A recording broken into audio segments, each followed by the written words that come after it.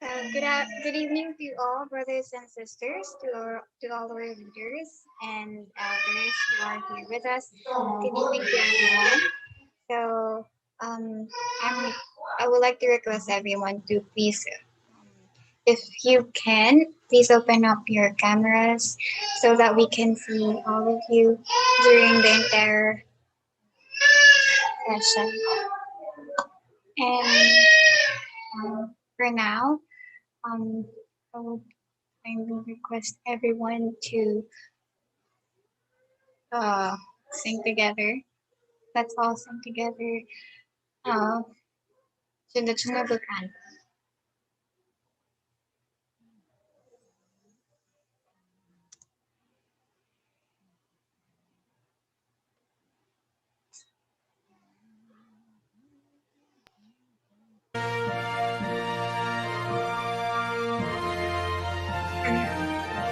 Ay, naka-share screen na ba ako? What the fudge? Ay, sorry po, sorry po.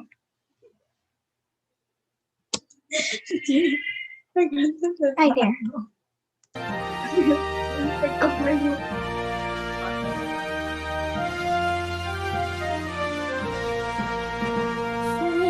소려한 꽃봉오리 사랑의 장미 이번에 새 소식이 만발하도다 고대영 육대주와 천주까지도 억만세 태평성대 길이 빛내세 자유천이고 숭고한 하늘빛깔 송별의 백합 선하고 빛난 정신 이어가도다 고대영 육대주와 천주까지도 억만세 태평성대 길이 빛내세 평화천이고 순정의 기품 있다 천년한 날에 영생의 이상향을 나타내도다 고대영 육대주와 천주까지도 억만세 태평성대 길이 빛내세 통일천이고 사계절 휘날리는 천일국 깃발 천지인 장부모님 소망하도다 고대영 육대주와 천주까지도 억만세 태평성대 길이 빛내세 행복천이고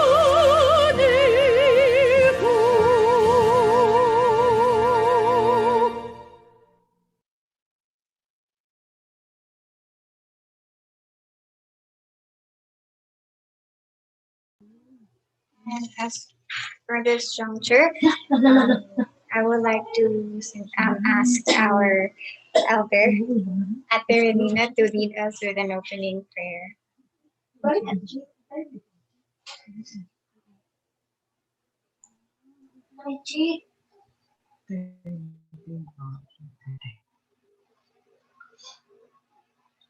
Please join me in prayer. Good evening, our most loving heavenly parents and true parents of heaven, earth, and mankind. Father, today is the third day of this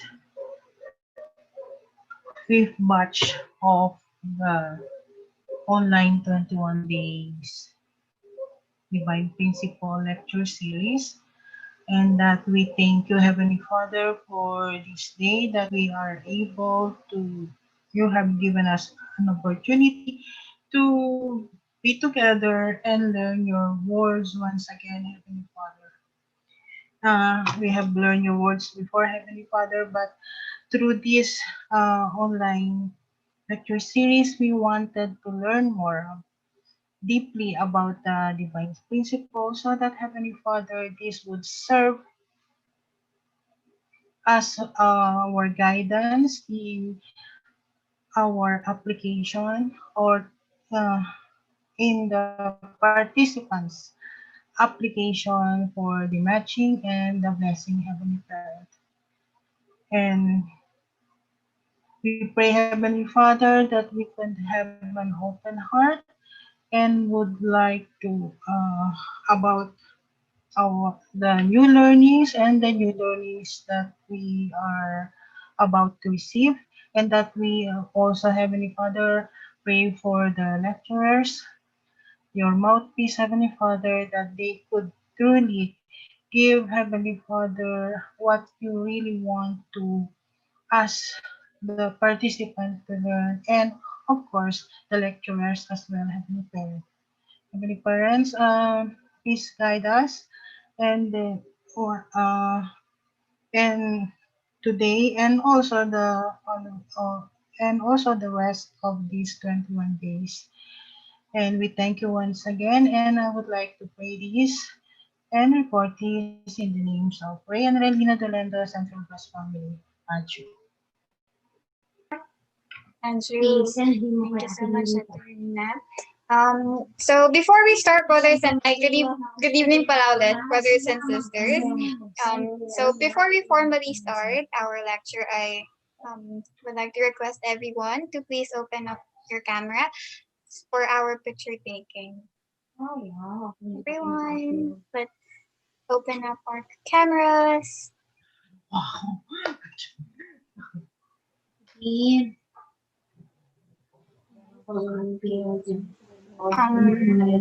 Sir Patrick and Sir Vince. Opo. Loreta Pasadas.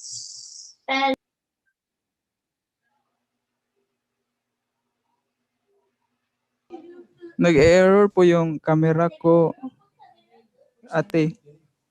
Sige, sige po. How about you, Sir Vince po? Kaya po bang i-open yung camera niyo po? Loreta.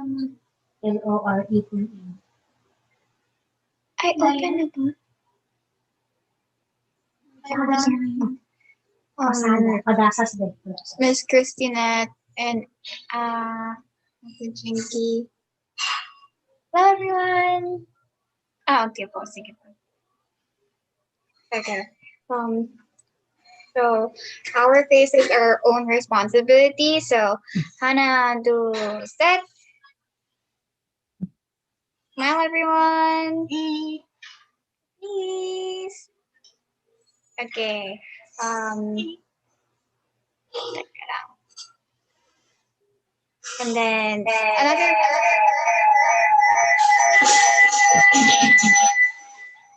Teka lang.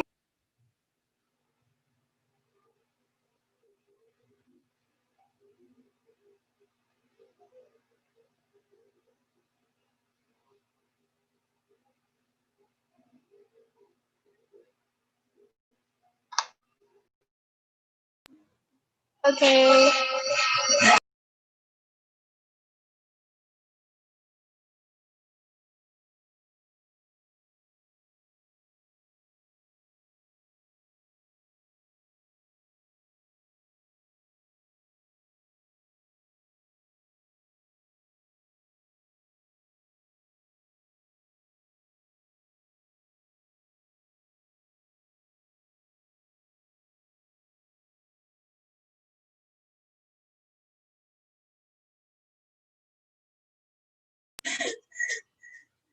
Teka lang po. Sorry.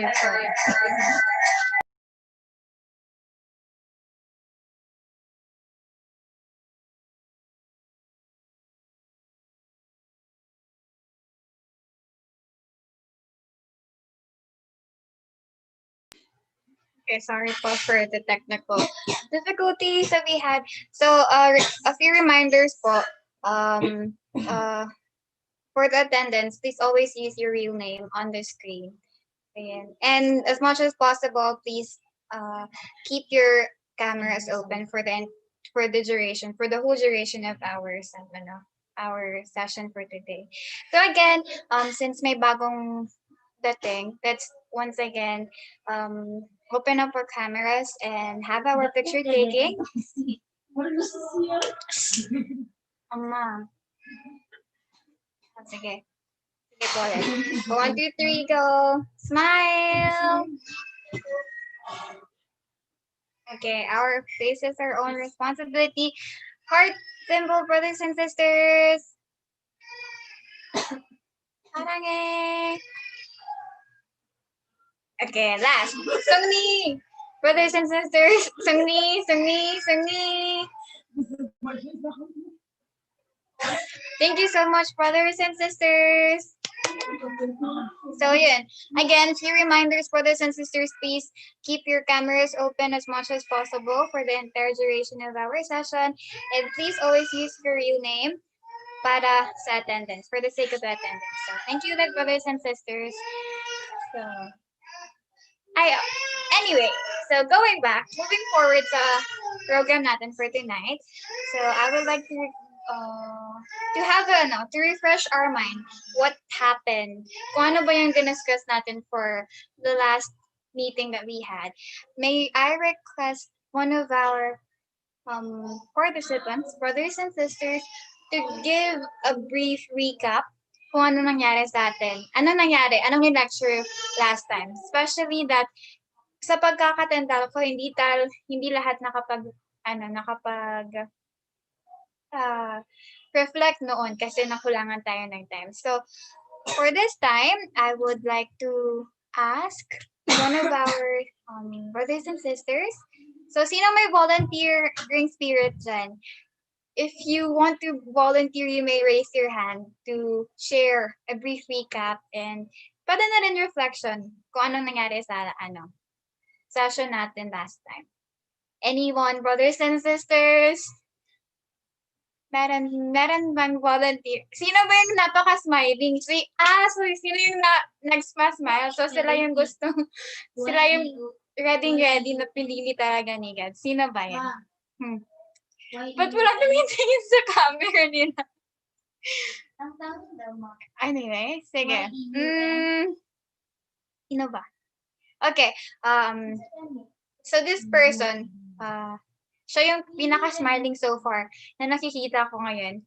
So, to give us a brief recap kung ano nangyari last time, may I request Miss Christinette to share her thoughts and reflection about what happened last week. O, di ba? Ready to. Ready si ate. So, that's all. Welcome, Ate Christinette. Welcome. Good evening po. My small or short reflection about last seminar is knowing the characteristic of Heavenly Father. I was so Heavenly Parents. I'm so even though I am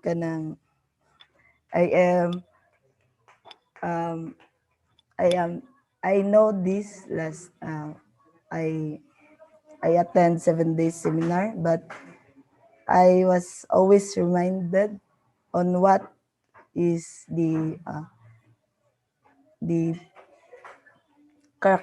characteristic of God, and it give me deeper in knowing it and knowing why he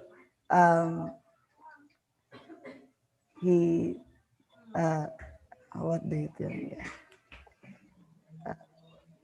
Bakit niya ginawa yung mundo at saka tao? Kasi he needs love, and we hope that or I hope that we could give it because he deserves the love that he wants for 6,000 years. And I am so aggressive or discouraged in me that now that I know him, I have this faith to give back the things or the the love that he needs. So thank you so much po. Thank you so much, Ate Cristianette, for your short reflection. So let's hear one more from our brothers and sisters about um brief recap, and then pwede na rin reflection for the for the last session that we have. And then if pwede, you can also add yung insights kung ano yung magiging lecture natin ngayon. So, sino pa ba yung brothers and sisters natin dito na may volunteering spirit? Anyone else? Aside ni Ate Cristianette. Let's go to the brothers, kasi since may representative na tayo kanina from the sisters side. Sino pa yung nandito? Okay. Present naman lahat ng nandito ngayon, di ba? Last time. So, I assume lahat nakarinig naman sa lecture. So, I think, brothers and sisters, again, I would like to remind, kayang mag-open ng camera, please open up your cameras para makita natin lahat. Makita natin ng isa't isa for the entire session. At hindi lang yung mga hindi lang yung mga lecturers yung nagkakakitaan. Para naman makilala din natin yung isa't isa. Okay. Oh, may nag-volunteer. So yun, to give us a short recap about what we had discussed last session, and then also to give a brief insight kung ano yung magiging lecture natin ngayon. Let's all welcome brothers and sisters, Kuya Patrick! 5, 6, 7, 8! Welcome! Good evening, brothers and sisters. So last meeting we discussed about the three sections of the first chapter of the divine principle. So the first section is about the dual characteristic of God and the created universe and or cosmos, and the second section is uh, about the universal prime energy and the give and take action and the four position foundation, and the last topic that we discussed last meeting is about the purpose of the creation. So that would be all, Ate. What do you think naman po yung magiging lecture natin for today? Any ideas, Kuya Patrick?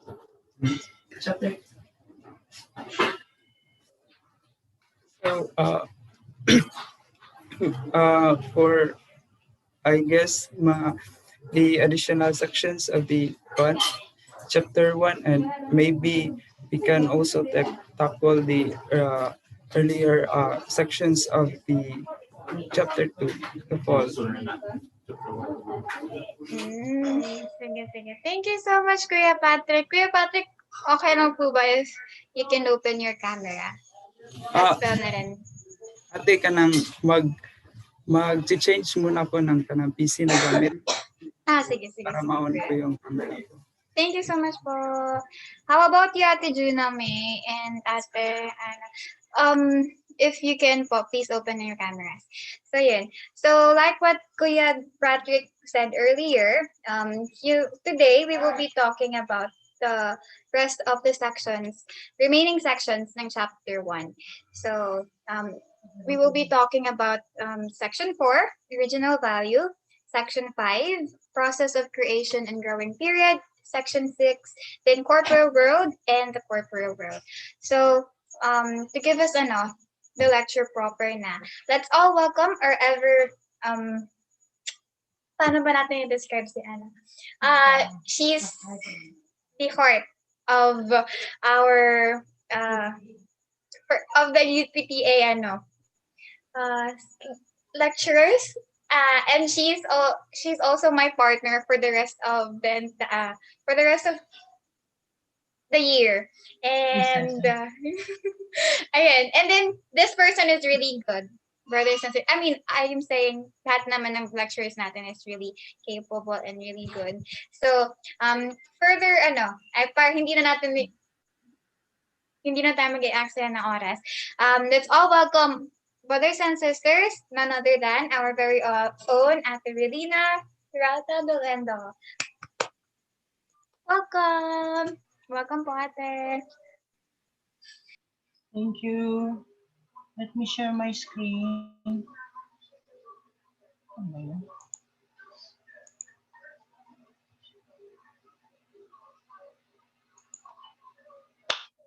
Okay. Ganun na ba? Hindi pa.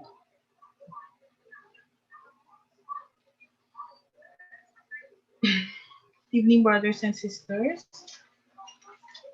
Today is day 3. Day 3 talaga. Day 3 nga ba?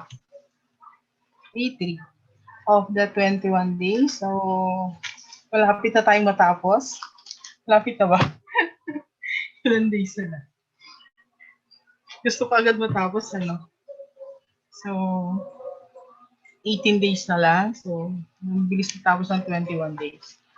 Anyway, just as magbibigay lang ako ng konting recap about what have discussed last in the section 1, section 2, and section 3, chapter 1. So first in chapter 1, section 1, we have learned that God has uh, two sets of dual characteristic, just like the human being, and that this means that God, when individuals, when we inherit, and that human, so that this makes human being, this make God the parent of human beings.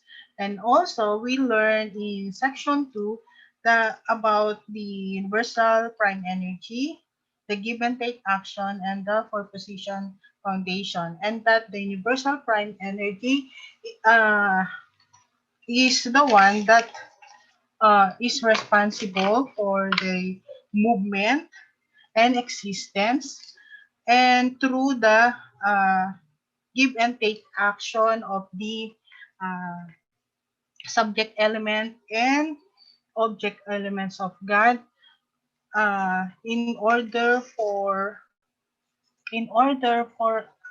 to form the four position foundation, and that the purpose of our existence of creation is that to give joy and happiness to God by relating with Him by relating with our and responding to His love. And after human beings have after human beings were able to inherit the characteristic of God. And after inheriting it, human beings must be able to fulfill the three great blessings. And that is individual perfection. Then after being perfected, uh, each individual need to they would find also a perfected being so that they could form a perfected family, and that after which they can also this family can also take care of the environment so that naturally they would be able to have dominion over the environment. And this is the purpose of the creation. So that if human beings were able to fulfill all these three great blessings, and then this would give joy to God, and together God and human beings will be happy, and that the kingdom of heaven here on earth is established. So in section 4, my topic, one of my topic today is the original value. How do we, how are we able to determine the original value of all created beings, specifically human beings? So first is the process and the standard of the determination of original value. The original value of an entity is determined when it participates as an object partner in a God-centered four-position foundation by relating with a person as a subject partner. Remember, as we have learned in section 3, that the formula is the four-position foundation. So the basics, or in order to form the formula, there must be give and take action, or common base, give and take action, and then from the origin, there is a the origin is divided into the subject partner and the object partner, and then together they unite again to form, and as a result there is a union and that forms the four position foundation. So in order to determine the original value of every entity of an entity, uh, each entity must participate as an object partner in a God-centered four-position foundation, and that this object partner must be able to relate with the person. So the subject partner should be a person. Since the center of this four-position foundation is God, it is God who sets the standard of this value. So it is God who sets the standard. Since God is what is the original value? God is absolute being, of course. The standard is also absolute, and God sets that standard. So since God is absolute, the original value of an object partner determined in relation to this standard must be absolute.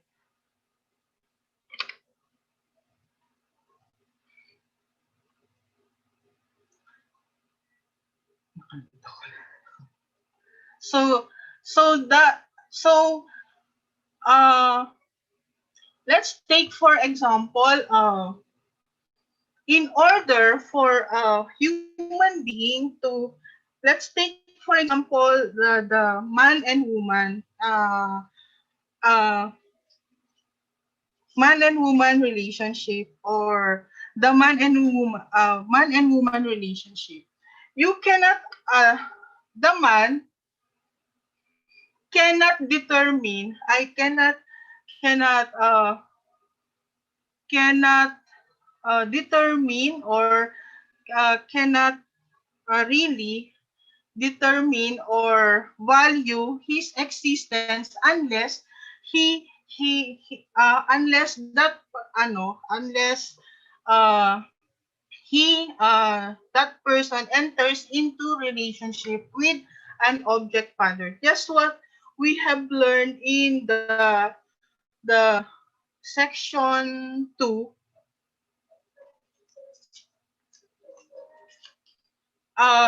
The man cannot be complete without the woman, and the woman cannot be complete without the man, or vice versa. So that, and their value is determined by God, but they can only this value can only be manifested upon when they entered into relationships centered on common base, and in through a common base centered on heavenly parents, or centered on God. And this is uh, the determination and the process and the standard of the original value.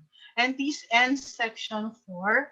Let me now call the lecturer of section 5, which is my partner, Miss Christine Bell de Opera, to discuss section 5 and continue the lecture for the chapter 1, of the divine principle of creation. Thank you so much, Paul Carolina. So, yun, brothers and sisters, we just heard, although it was very brief, the the first section for tonight, section 4, which talks about the original value. I hope you still had learned something out of it, since it's talking about our original value and how we can determine our original value. So, um, ngayon naman, allow me to present section 5, which will be talking about the process of creation of the universe and its growing period. Kita naman yung screen, brothers and sisters, diba? So, yeah. Anyway, so since we have already learned our original value, and for the previous sessions, we have discussed the characteristics of God and the purpose of creation, and as well as the universal prime energy, it is just about right. Now, we also learned and discuss about the process of creation of the universe and how it came into being and the growing period that the creation undergoes. So, including all the created beings, the animals, and even the plants. Then, first, let's talk about the process of the creation of the universe. So, according to the account of the creation of the universe in Genesis chapter 1, if we all, I think we are all familiar with this one, since especially the Christian people, ever since we were younger, we are being taught the accounts in the Bible, like let there be light, let there be light, yung ano, kung ano nangyari um sa creation of the universe. So, amidst the primordial state of chaos, void, and darkness, God created light, and God next separated the waters below the firmament from the waters above it. And then he then divided the land from the oceans, created plants, fish, birds, mammals, and so on, and finally made the humankind. So all this took a period of 6 days. I think we all are familiar with this one, right, brothers and sisters? That in the seventh day God rested. So, on the other hand, according to the modern science, the universe was created also through 6 periods of time. First, there was an era of no water, and then water was formed. Then the ocean and land were formed. Next, the lower plants, the animals, and finally humans were created. So, and however, the age of the Earth is calculated to be several billion years. So if we think about it, brothers and sisters, what do most people believe on? Diba? It is science, since there is evidence to it. But when we look into when we look into it closely, considering that the account of the creation of the universe recorded in the Bible thousands of years ago nearly coincides with the findings of modern scientific research, although not in exact numbers. Like, kasi yung sa Bible, it was just stated na 6 days. However, in science, it suggests that our Earth has been formed since billion of years ago. So, uh, um, yeah, since it nearly coincides with the founding of modern scientific research, we are reassured that this biblical record must be a revelation from God. So, unless we claim that what is written in the Bible is false, right? But we cannot do that, right? So the universe did not. So from this one, we can conclude that the universe did not suddenly spring forth complete. In fact, its origin and development took an enormous length of time. So yung 6 days, hence the biblical period of 6 days, for the completion of the universe is not to be reckoned by the number of literal sunrises and sunsets. It symbolizes six ordered periods of time in the creation process. So um when we approach the creation of the universe, brothers and sisters, it is not hindi namin uh, uh, completely um, tama if i-reject lang natin dire-diretso yung what was written in the Bible, since it is an account that was written thousands of years ago. And yeah, and then hindi rin naman right na we just completely accept yung yung nasa Bible itself kasi yun yung naka-write nga. So it is important that we consider both what the approaches of both the religion and the sciences. So ngayon naman, brothers and sisters, let us further discuss kung ano nga ba pala yung representation ng days. Because it was said here that the period of 6 days for the completion of the universe is not to be reckoned by number of literal sunrises and sunset. So now let's talk about the growth period, the growing period for the creation. So how did it came to being? So how did it grow? Paano ba nag-grow yung creation? Was it was it just yung kailangan lang ba ng pag-grow ng creation is one day? And then ano ba yung one day na tinutukoy natin dito? So yeah. So when the first day of creation is completed, the Bible states, written in the first book of Genesis, chapter 1, verse 5, there was evening and there was morning, one day.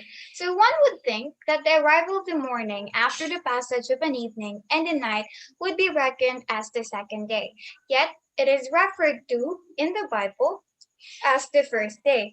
So I think even in the modern setting that we are living in right now, diba, matatapos yung isang araw pag lumipas na yung gabi.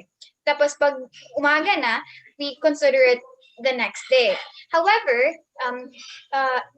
what the principle is trying to tell us, brothers and sisters, that one day, in this context is not hindi yung paglipas ng evening, but one day is the the process in between evening and morning. Ayan. Yun. One day would be the coming of the morning after evening.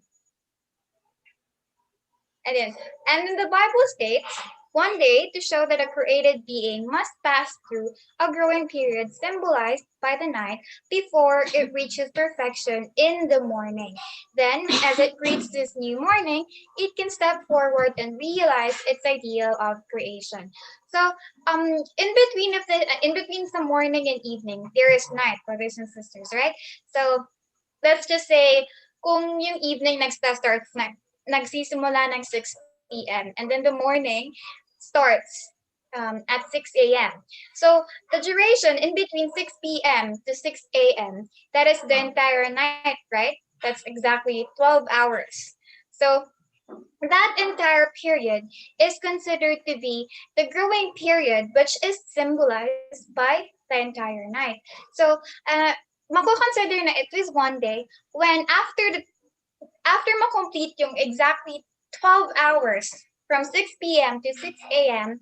and then it reaches its perfection, then it is already one complete day. So all phenomena occurring in the universe bear fruit only after the lapse of a certain interval of time. So all things are designed to reach completion only after passing through a set growing period. So in here, brothers and sisters, it does not necessarily mean na dapat 12 hours ay 12 hours lang yung interval ng time na require for every created being or created in creation here around the entire created universe that we are living in. Hindi lang 12 hours yung require ng set of interval time for them to grow. But instead, it what this is trying to tell us, brothers and sisters, is that we all require a certain interval of time for us to grow and for us to reach our perfection. And the same thing is true to all the created things and created beings in the universe. So God here is the absolute reality in whom the dual characteristics interact in harmony. This is discussed to us in the first section in our in this chapter 1. Therefore, he is a being of number 3. So, and this is also discussed and mentioned in the first section. So, all created beings, having been conceived in the likeness of God, manifest their existence, movements, and growth through a course of 3 stages. So, diba, if we recall, God is not only God is not only a number of one, but then he is also a, the number. God also represents. He is the number 3 as well as 4 and then 12. So in our so yung growing period also natin, it consists or it is divided into 3 distinct stages as well. So and accordingly, all creation reached perfection by passing through 3 ordered stages of growth: the formation, the growth, and the completion stage. This is also true, brothers and sisters, if we study the human being growth, the human growth. So there are certain stages that all human beings undergo in our entire lifespan. So in our entire life, and then kung titingnan nga natin, may kino-consider tayo na yung teenage life, yung young adult, and then the adult, and then so on. Yung ibang mga stages, di ba, sa isang human being. So, in here, brothers and sisters, we all the created beings, ulit, undergo this growing period, this certain growing period, and then hindi tayo nag-skip ng isa. But so, in order for us to reach perfection, we must undergo these 3 stages in the growing period, which is the formation, the growth, and the completion stage. And only after we completed these 3 stages of the growing period can we fulfill and reach perfection. So in the natural world, many things appear in threes. So it contains 3 kingdoms: the mineral, plant, and animal. And then matter as well exists in 3 states: gas, liquid, and solid. And most plants are composed of 3 parts: roots, branches, or stems. And leaves. And then animals generally consist of a head, body, and limbs. So a lot of things is, lahat ng bagay na makikita natin, basically, generally, we all are composed of 3 aspects. So, walang tawag ito, walang exemption nito, brothers and sisters. So, human beings however, could not fulfill the purpose of their existence because they fell without completing the three stages of the growing period. Hence, in their renewed efforts to realize their purpose, human beings must pass through three stages. So since we have already discussed na lahat ng bagay, they need to undergo the three stages of the growing period in order to reach perfection. Um, Human beings as well or is no exemption to it. So we also need to undergo the three stages. However, human beings was not able to fulfill this purpose of our existence because because our first human ancestors fell. So this will be discussed further in this next chapter. So in other words, our first ancestors were not able to fulfill and complete the three stages because they fell in the top of the growth stage. So, hence, in their renewed efforts to realize their purpose, human beings must pass through these three stages. So, yun yung kailangan natin i-fulfill, right? Yun yung, since we all fell, this has been the dilemma of all human for the entire human history. So they fell at the top of the growth stage. So if human beings fell, this after they had attained perfection, then there would be no basis for belief in the omnipotence of God. So if human beings fell after they had become perfect embodiments of goodness, then goodness itself would be imperfect. And accordingly, we would be forced to conclude that God, as the source of goodness, is also imperfect. And it is written in the book of Genesis that God warned Adam and Eve of the tree of the knowledge of good and evil. You shall not eat, for in the day that you eat of it, you shall die. This is written in the book of Genesis, chapter 2, verse 17. So they had a choice. So from that, they had a choice to either ignore God's warning and lose their lives, or to heed the warning and live. However, we all know what happened in the garden. So the fact that they had the potential either to fall or to become perfect to become perfect demonstrates that they were still in a state of immaturity. Just like how our own parents would continuously remind us not to do some things kasi nga hindi pa tayo completely mature, especially when we are a lot younger. We tend to do the things that we think is right, right? Kung sasabihin sa atin ng parents natin na huwag kang tatawid sa daan ng mag-isa kasi delikado. But then ikaw, kasi gusto mong itry na ikaw lang, tatawid ka pa rin kahit alam mo namang delikado nga. And then, kahit sinabihan ka na ng parents mo na huwag tumawid. So yun yung this act, brothers and sisters, shows how immature us at that current time is. And then how immature also Adam and Eve back then. So yun. So in continuation, Father said that the biblical basis for saying that Adam and Eve fell from the top of the growth stage can be found in Abraham's three symbolic offerings. So kung ma-recall natin, God asked Abraham to offer three things.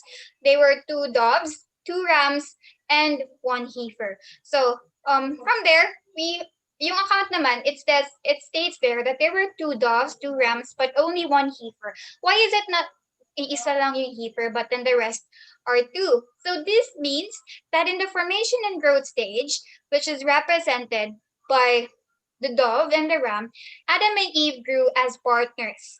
However, in the completion stage, which is represented by the heifer, yung pag symbolic offering, which is the heifer, it is it is represented by the single heifer. However, there was no horizontal partnership, but only a vertical relationship. And this means that they did not grow. So from the top of the growth stage, hindi sila nakapag move forward. But then they fell from that point. So he said that this is the only place in the Bible that provides evidence of the point of their fall. So yun, brothers and sisters, no, it's very amazing how very carefully na-analyze ni Father yung mga accounts sa Bible, which we only thought, yung kung isipin natin, parang, okay, there were only two doves, two rams, and only one heifer. We did, I don't, kung iisipin natin, parang hindi natin maiisip na, ganun pala, kaya pala, we won't even be much of aware of it. Kasi, yan, we are not aware, hindi nga tayo aware of what happened. We were not also, hindi nga tayo aware sa anong nangyari sa, diba, so much more sa kung ano yung sinisimbolize ng mga offering na pina-offer ni God from Abraham. So thus, he said that although Satan can invade up to the top of the growth stage, he cannot invade the completion stage. So to further na naman, to deepen our topic, our discussion, brothers and sisters, bakit nga ba na during the growing period, God could not directly intervene to us? Bakit hindi na lang diretso nakialam si God? Now when Adam and Eve were already in that point where they are almost falling, why didn't God try to save them and then just hold on to them, and then yun nga, sinave sila from Satan? Bakit nga ba? So yun, we will be talking about that further here. And then, so ano pang meron during the growing period natin? So when created beings are in the growing period, God has regard only for the fruits of their growth, which are blessed on the principle. So in this way, he governs all things indirectly. So from this, brothers and sisters, what the principle is trying to tell us is that during the growing period, God could not directly intervene because he only governs to us, governs all created beings indirectly. So we call this growing period the realm of God's indirect dominion, or the realm of dominion based on accomplishments through the principle. That is why we also, if we recall, brothers and sisters, God have warned Adam and Eve not to eat the fruit of the tree of the knowledge of good and evil. This is because he cannot just be, kung growing period ba natin, brothers and sisters, do we grow if our parents will continuously just feed and feed and feed everything to us? Diba? Hindi naman tayo completely mag-grow. We will become very dependent to our parents, and we cannot become individual embodiments of our parents because yun, para lang tayong robot which will do according to what our parents said. So yung pagiging tao mo, it's like mawawala kasi nga you just live in accordance to what is being told. You will just follow everything that is being told to you. Diba hindi naman ganun? Because we all have, which will be further discussed in this chapter 2, we all have free will, brothers and sisters. So in continuation, so all things reach perfection. So all things reach perfection after passing through the growing period by virtue of the autonomy and governance given by God's principle. However, although we are under God's indirect dominion, the principle is there to guide us. So yun yung role ng principle. The principle serves as our guide to reach perfection. So for us to reach perfection, so para ma-reach natin yung point na yun, God has given us and have taught us the principle para hindi tayo mawala sa path na dapat nating tahakin. But then, this is also something that will be further discussed in the next chapter, which naging failure ng ating first human ancestors. So human beings, however, pass through the growing period and reach perfection by fulfilling their own portion of responsibility, in addition to the guidance provided by the principle. So when we actually recall, brothers and sisters, if human beings did not fail, hindi na kailangan ng human responsibility We only need the principle for us to reach perfection. However, since human beings fell, may naging additional instead of living in accordance to the principle lang to reach perfection, we have acquired our own responsibility. Kasi kailangan natin mag-indemnify to all the failures that to all the failures that our ancestors have committed. So that is why, in order for us to reach perfection in this era, brothers and sisters, it does not only require us to know about the principle or to study about the principle, to to hear the principle. We have to instill the principle within us. And not, yun naman talaga kasi yung ideal na plan ni God for us to become the embodiments of the principle and as well as to fulfill our responsibility. So our own individual human portion of responsibility since we all have this POR. So God endowed human beings. So why did God endow human beings with responsibility?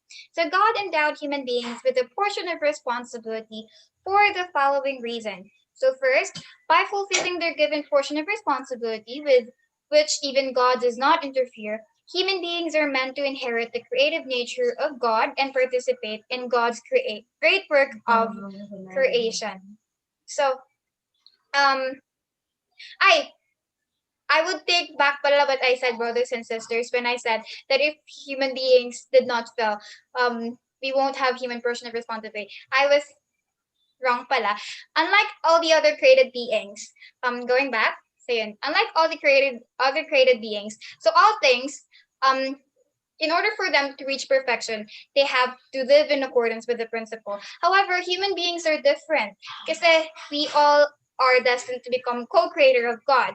So in order for us to reach perfection, we don't only God does not only require for us to live in accordance with the principle, but as well as to fulfill our human responsibility. So this is also what makes human beings different among all the other created beings in the universe. Since yun nga, God created all human beings to become his co-creators. So, continuation. So, by fulfilling their given portion of responsibility with which even God does not interfere, human beings are meant to inherit the creative nature of God and participate in God's great work of creation. So, yeah. And then God intends for human beings to earn ownership and become worthy to rule over the creation as creators in their own right, just as God governs over them as their creators. And this is the principal difference between human beings and the rest of the creation.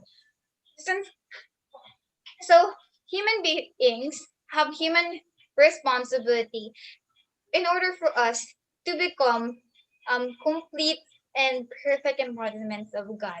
So yeah, God wanted us to inherit his creative nature and to be able to participate in his creation and take ownership as co-creators. So yun yung purpose talaga ni God, why he endowed and gave human beings portion of responsibility. So, and Father said, so the reason God gave us responsibility is to allow us to partake in the great work of creation. This serves as a condition that we were not created by God alone, but have created ourselves. So our responsibility gives us the right to equal value. So in order to fulfill our portion of responsibility, we must become one with God and then one with the principle. This is very important, brothers and sisters. And only when these two conditions are met can we fulfill our portion of responsibility. So it is clearly being stated here, brothers and sisters, how can we fulfill our portion of responsibility?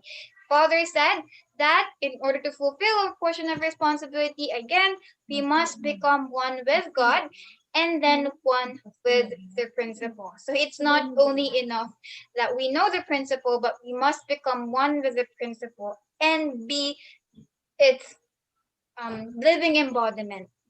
So yeah. So now let's move on further. So human beings abide in the realm of direct dominion when a subject partner and object partner, they unite in the love of God to form a four-position foundation and become one in heart with God. So when do we when do we enter the realm of direct dominion? Since we have learned that during the growing period we are under God's indirect dominion. So in this realm, so in the realm of direct dominion, um, they, the subject and the object partner, freely and fully share love and beauty according to the will of the subject partner, thus realizing the purpose of goodness. So if we're familiar with brothers and sisters, this representation actually um, is a representation of the four position foundation, right? And this is also um, I think we all have been familiar to this from the previous sections. So hence, the realm of direct dominion is the realm of perfection. So when do we enter the realm of direct dominion, brothers and sisters? So we enter the realm of direct dominion, God's direct dominion, once we reach perfection. So when we already, if we actually go back for a little bit to just for the presentation. So here, so during this period, now we are under God's indirect dominion. But and once we are able to um perfect ourselves and then reach this point of perfection, only then can we enter God's direct dominion. So yeah, I hope you all uh understood that, brothers and sisters. So what is the meaning of God's direct dominion over human beings? So once Adam and Eve had perfected themselves as individuals centered on God, they were to live together as one, forming the four position foundation in their family. So living in oneness with God's heart, they would have led a life of goodness, sharing the fullness of love and beauty with Adam as the head of the family. And so, and it is a world. So what is the realm of direct dominion? It is a world united through love. So once this happens, there can be no other owner. It becomes absolute. Once unity is attained in love, two owners are not wanted. God does not want a different owner, nor do people want a different owner. Once it is connected, it then becomes an eternal base. So this must then be expanded to the family, tribe, people, and nation. Based on this foundation, heavenly fortune will turn through this access of love. See, brothers and sisters, when do we enter the realm of direct dominion? Once we reach perfection and have become completely one with our subject partner, become completely one with our heavenly parent, then can we yun, enter God's direct dominion. And then this would not be yung subject partner and object partner would not be two different entities, but they would become one and would be one also with God. And then hindi na it would not require any other entities anymore. And this would expand not only to the relationship between the subject and object partner, but this will expand to their family, tribe, people, and nation. And once we have completely reached this one, then can we actually say that the kingdom of heaven is already realized here on earth. So yun, I hope you all um learned something from that, brothers and sisters. So that will be it for this section.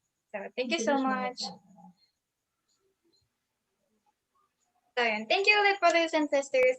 Although it was a bit confusing. I hope you still learned something out of it. And yeah, okay lang ba kayo lahat, brothers and sisters? Okay lang po ba? So, I hope naging okay lang ang lahat.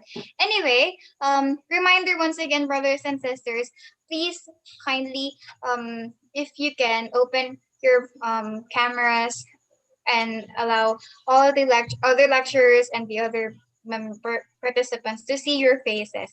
And then again, please use your names, your real names for the sake of attendance. So you know that. Thank you, brothers and sisters. Anyway, so to continue our discussion, we will now be hearing the last section for this chapter, which is section 6. So this will be discussed to us by, once again, my very own partner, Ate Relina. Let's all welcome Ate Relina. 5678, welcome.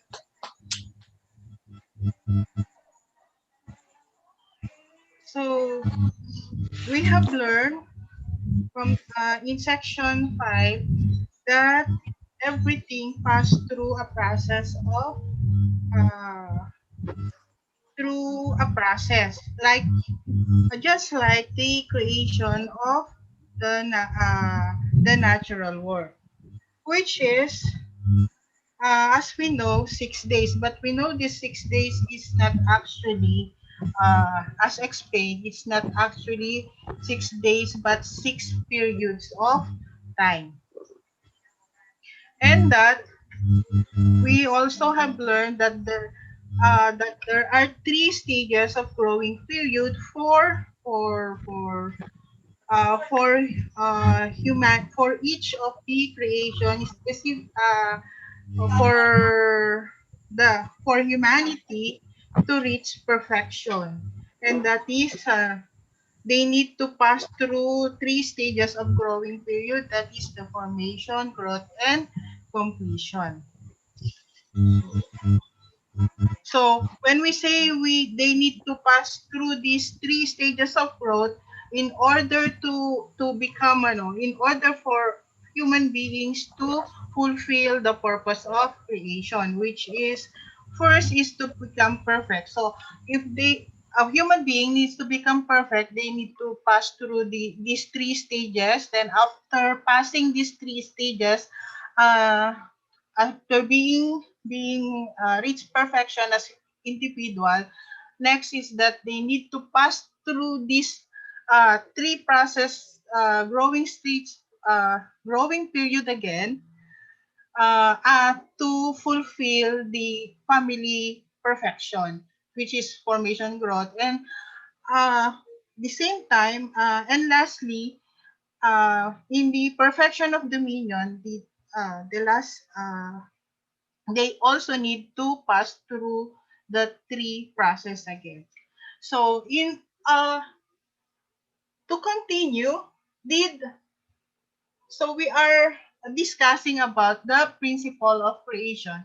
Did the creator, the origin of uh, all of the natural world, only created the natural world or the universe? So what happened after human beings become dies? We know very well that our physical bodies are temporary. So this is what we are to discuss in the section 6, the incorporeal world and the corporeal world, whose center is human being. So let us first examine what is the meaning of incorporeal world and the corporeal world. The universe has created after the pattern of a human being, who is in the image of God's dual characteristic. So the universe was created after the pattern of human being. It means that even before human beings were created, God has been thinking uh, in those process. God has been thinking yung the final creation, which is human being. Therefore, corresponding to the human mind and body, the universe consists of incorporeal world and corporeal world. This means that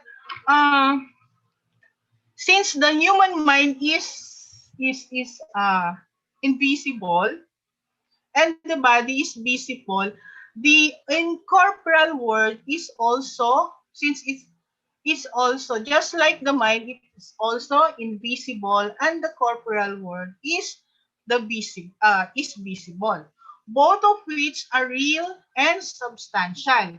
The two worlds together form the cosmos. So the incorporeal world, the unseen, the invisible world, and the corporeal world uh,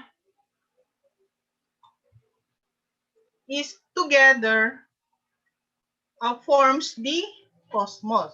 When we shed our physical bodies, we enter the incorporeal world as spirits and live there for eternity. Therefore, uh,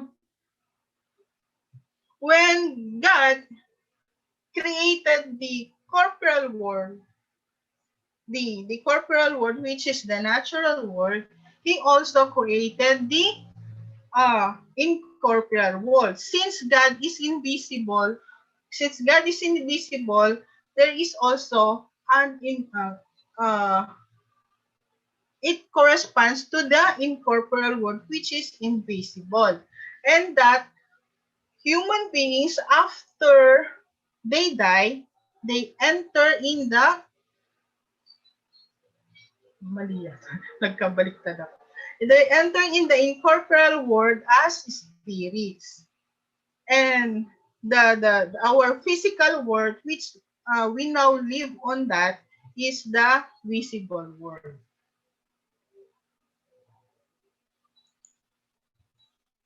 The incorporeal world is so called because we cannot perceive it through our five physical senses. Yet, we can perceive it through our five spiritual senses. So, those who have spiritual experiences testify that the incorporeal world appear as a real world in which we live. Just as we cannot discern a person's character without fathoming his mind, we cannot understand the fundamental meaning of human life without understanding God. So we can oh, sorry. So we cannot completely understand the nature and structure of the corporeal world without understanding the incorporeal world. So it means that the incorporeal world is the subject partner or the subject element of the cosmos. And that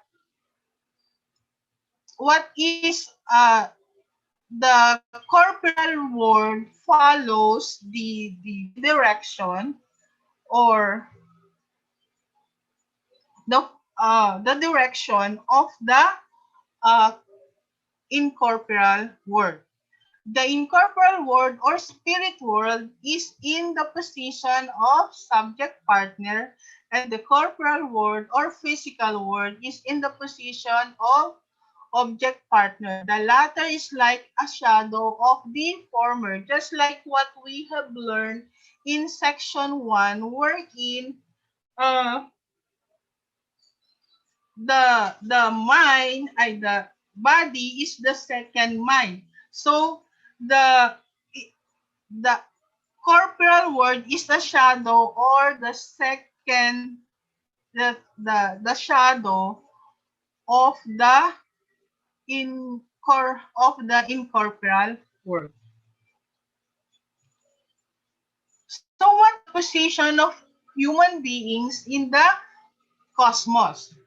God created human beings to be first rulers of the universe. So when we say rulers of the universe or Lord of the creation, uh, rulers of the universe or ruler of the natural world, it means the environment. So that just like in just like we have learned in the previous section, that humanity as the Lord of creation, they need to take care of the environment. So When we say the environment, the plants, the animals, the land, the land, the sea, and also the air. So this is the so that so that human beings really need to reach perfection of dominion over the universe. And then the next is that God led human beings to be the mediator and center of harmony of the cosmos. So uh, human being consists of a spiritual body and physical body, and that made human being the mediator between the incorporeal world and the corporeal world, which because human beings has the same characteristic or elements of the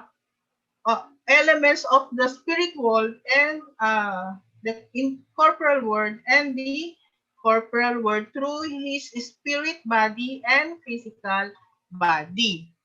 And human beings were created by God as an encapsulation in a substantial form of the essence of everything in the cosmos of microcosm of the cosmos. So it means that human beings represent the whole cosmos because human beings has all the elements of the spirit world, of the incorporeal world, and the corporeal world. So this is the position of human beings in the cosmos. So let us now examine the reciprocal relationship between the physical self and the spirit self. The physical self consists of dual characteristic of physical mind and physical body.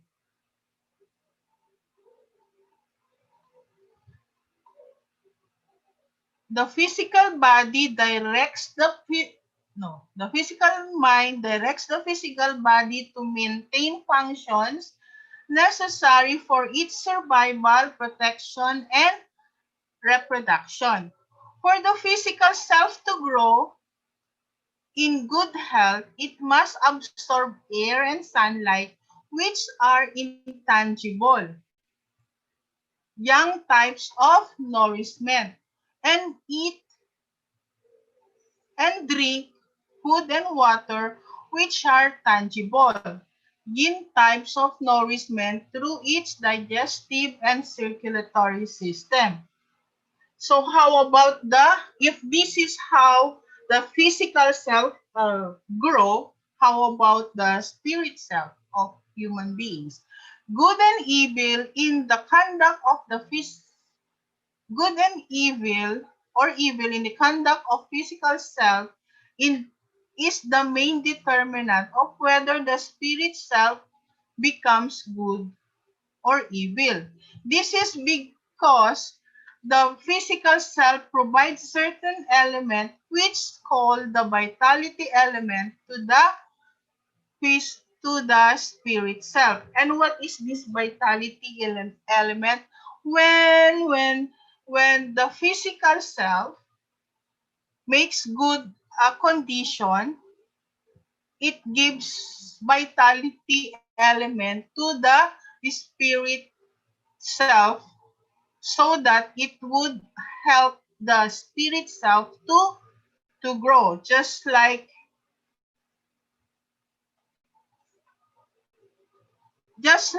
when just like the food and water of the spirit self. And thus, our spirit self consists of dual characteristics just like our physical body.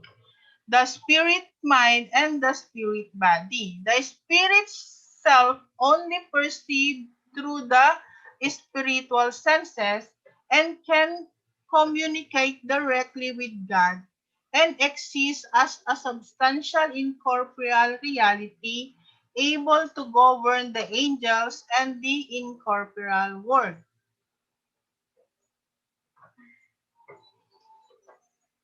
The spirit mind is the center of the spirit self, and it is where God dwells. So, just like the spirit self, which is the physical mind, the spirit mind is the subject, and that it is where God dwells because it is the is this the internal subject partner. It is the internal subject partner of the spirit self. The spirit grows through give and take action between the two types of nourishment, the life elements from God and the vitality elements from the physical self. So the life elements that is given by God, it's that this makes the spirit self grow, like the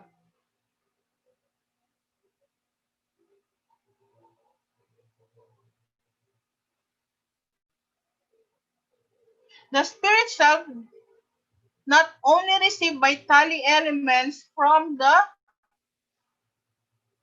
physical self, it also returns elements to the physical self, which we call living life elements. So, as the physical body, as the physical body do good, and it serves as and this will provide vitality elements to the to the spirit body. And God provides ano ba to? The living elements that the physical self, the physical body needs. And this is yung the ano ba to? Yung good character natin, yung goodness.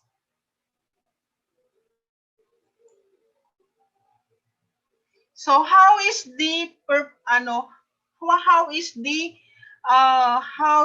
the spirit self can be perfected, and how does it grow?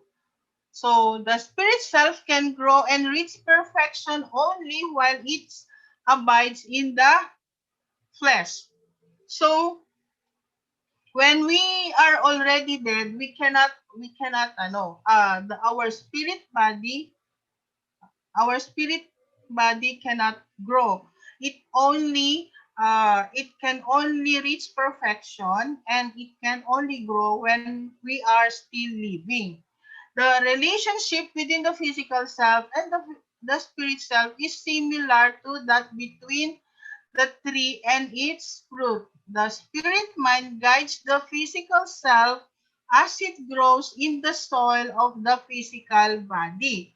So the soil of the spirit mind is the physical is the physical self. That's the reason why uh the when the physical self or an individual do good condition, the physical self can grow through the vitality elements that as a result of the good deeds of an individual. The growth of a spirit self towards perfection progresses through the three orderly stages ordained by the principle of creation, just like the three stages of growth. A spirit in the formation stage is alive is called form spirit. Of life is called a form spirit.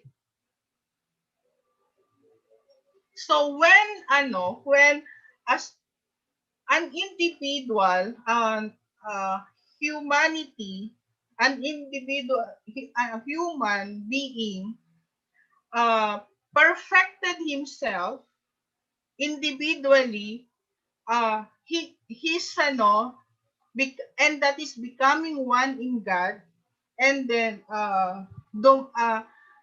that person was able becoming mature. They also his spirit self also grows into the form spirit level. And after if the human being were able to complete family perfection here on earth, and the spirit self of that person when that person dies be will also grow in the life spirit level,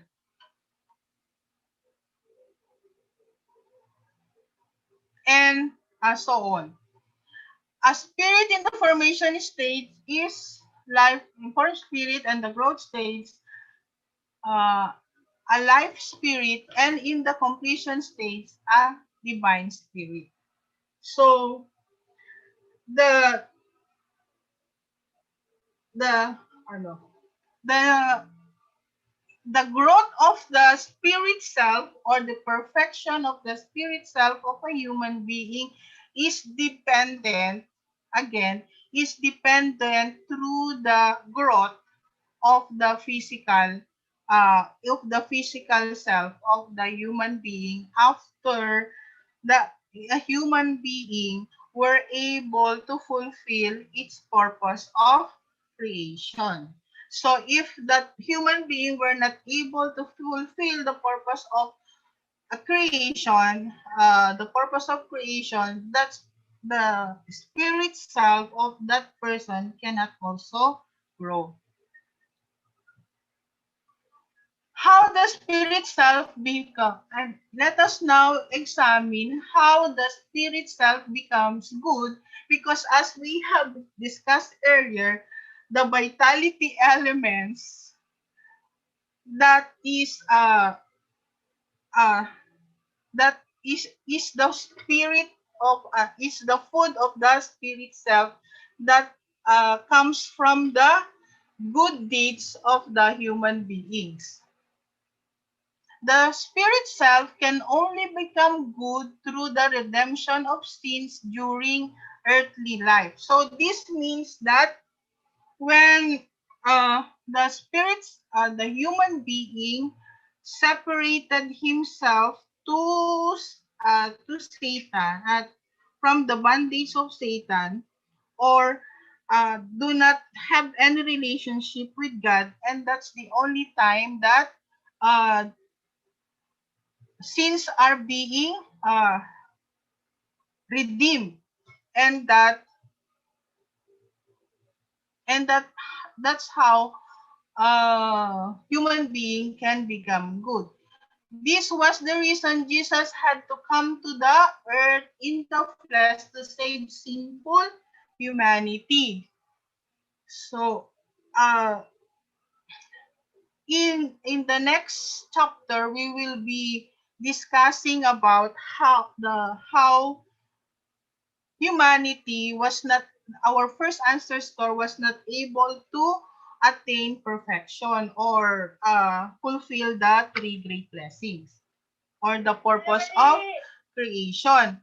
And since they were not able to fulfill the purpose of creation, Jesus Christ must come again in order to fulfill it and show the model to to to the people, and that to save humanity. we must lead a good life while we are here on earth. So it we must follow the model of Jesus Christ of being good in order to and following and becoming one with the Creator, centering on goodness, so that we can we can fulfill and our spirits become good.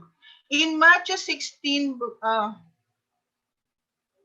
verse 9, Jesus gave the keys to the kingdom of heaven to Peter who remained on earth.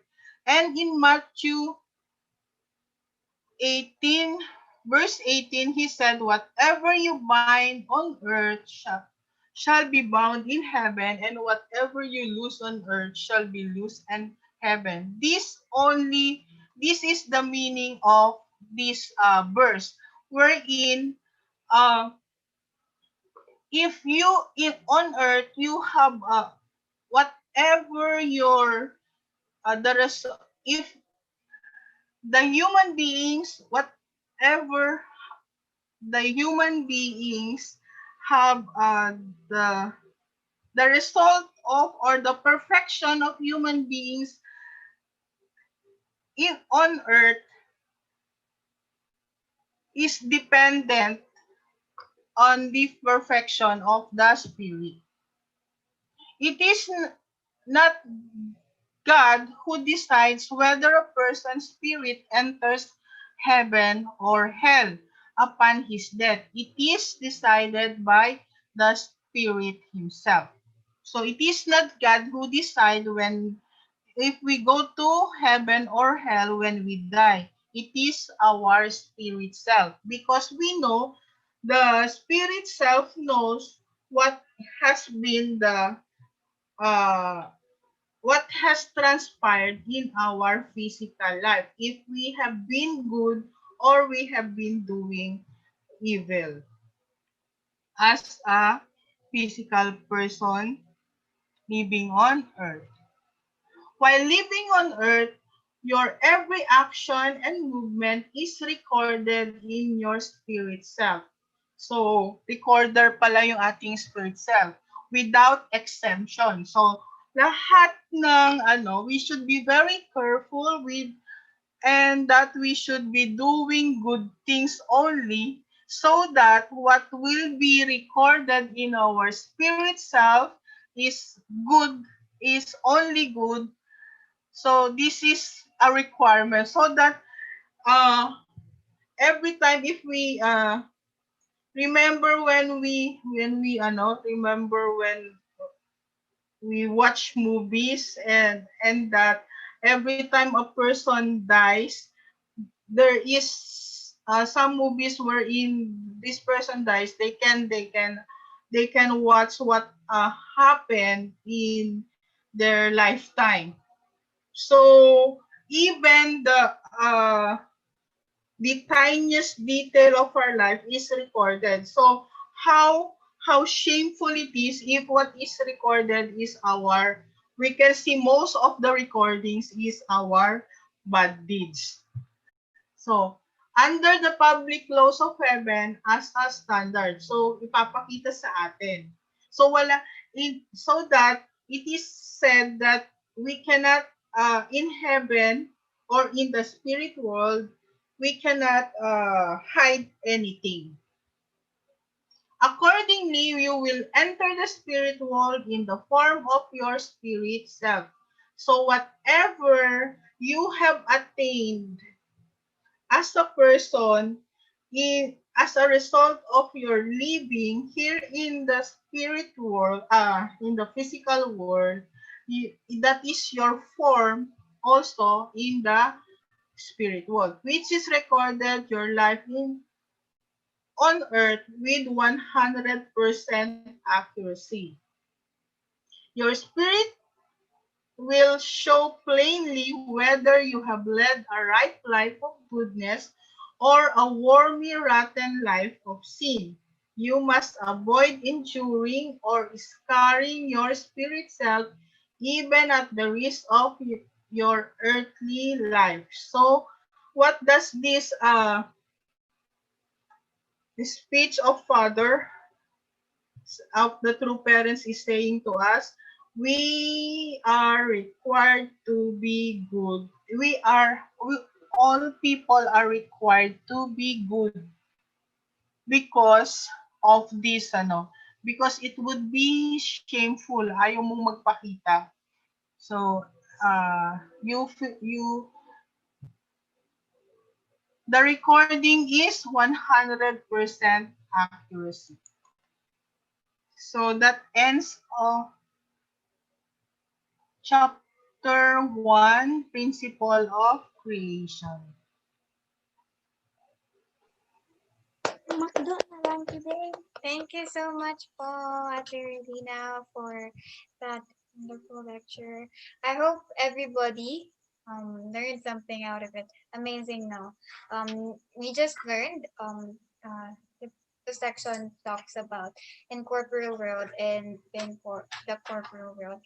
So it's very really amazing, and I think I don't know if you are as amazed as I am, although I have heard the lecture before. Maybe yeah, I did. I may have heard the lecture, and we all may have heard the lecture before. But then every time we always kahit sabihin man natin pabalik-balik yung lecture, it is undeniable that every time we learn something new out of it. So I hope that is also true to all our brothers and sisters. So ngayon naman, since marami-rami pa tayong time, I think we can all cater everybody's reflection and to make up na rin sa last session na hindi nakapag-reflect. And then if also you have questions, brothers and sisters, we can cater your questions as well afterwards after ng reflection, giving up reflection. So for this juncture, I would like to ask our brothers and sisters to give their reflection. So is there anybody who would like to volunteer? Hello, brothers and sisters. Uy, ba't nag-off na kayo ng cam, brothers and sisters? Ano naman, brothers and sisters, buhay pa ba ang lahat? Nandyan pa ba kayo lahat? Nakakain na ba kayo ng Pwede ba dinner? natin i-volunteer? Pwede Yes, ba Pat. natin i-volunteer si Miss Jinky? Yes. Ate Jinky, ikaw daw Kasi po. part siya dito, di ba? Tutuwa nga tayo, di ba? Sabi natin i-volunteer si Miss Jinky. Biglang ganun eh. Can we volunteer Miss Jinky to be the first one to reflect? Dapat nawala po si Ate Jinky. Mahina yung net ni Ate Jinky. Okay. Ikaw, Sige, meron ako isa pang i-volunteer. sige po, Si Ate. Miss Josephine, pwede ba? Okay. Si Miss So, Josephine biglang ano. so right now, we will be hearing a reflection from our sister, Ate Josephine Contura. So, welcome. Plastic Cabinet. Welcome po.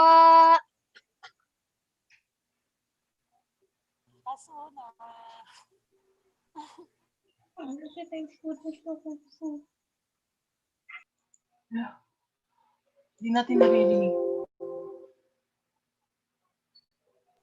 Unmute Hello. po Mute kayo. po kayo, ate. Please unmute yourself po. Yan. Yan. Unmute na siya. Basura!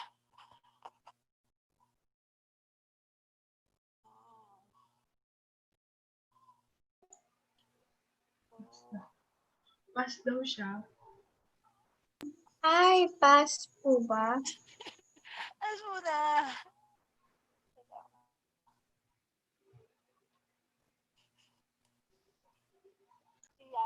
Ano niyo po? Kumusta po yung connection niyo po? Miss Josephine? Slow Hindi connection po okay. eh. PLDT po kasi. Okay. Putol-putol po.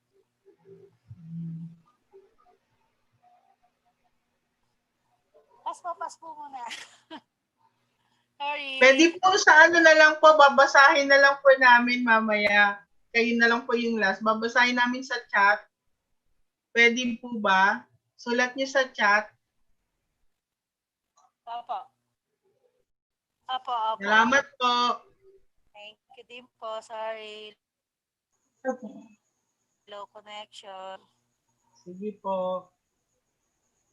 Oh, thank you po. So, Ganun ngayon, ba? Sinong susunod? Ganun eh.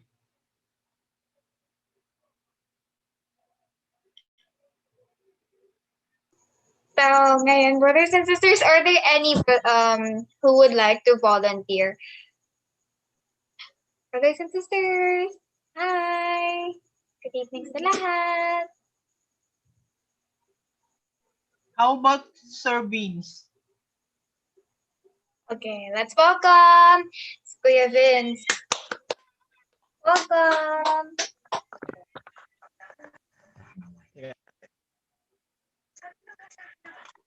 Good evening, brothers and sisters. Naririnig ba?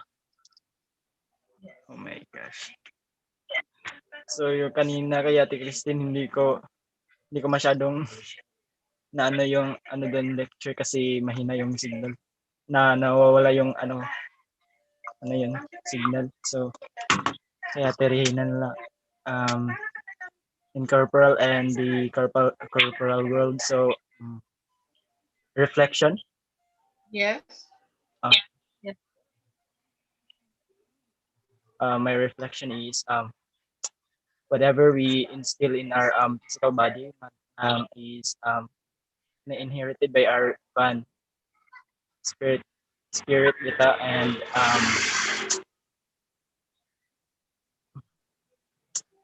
do things that are kanang embodies goodness, so that the spirit that is instilled, that is soiled the physical body will be parang maano siya, as the physical body grow, also the that just grow like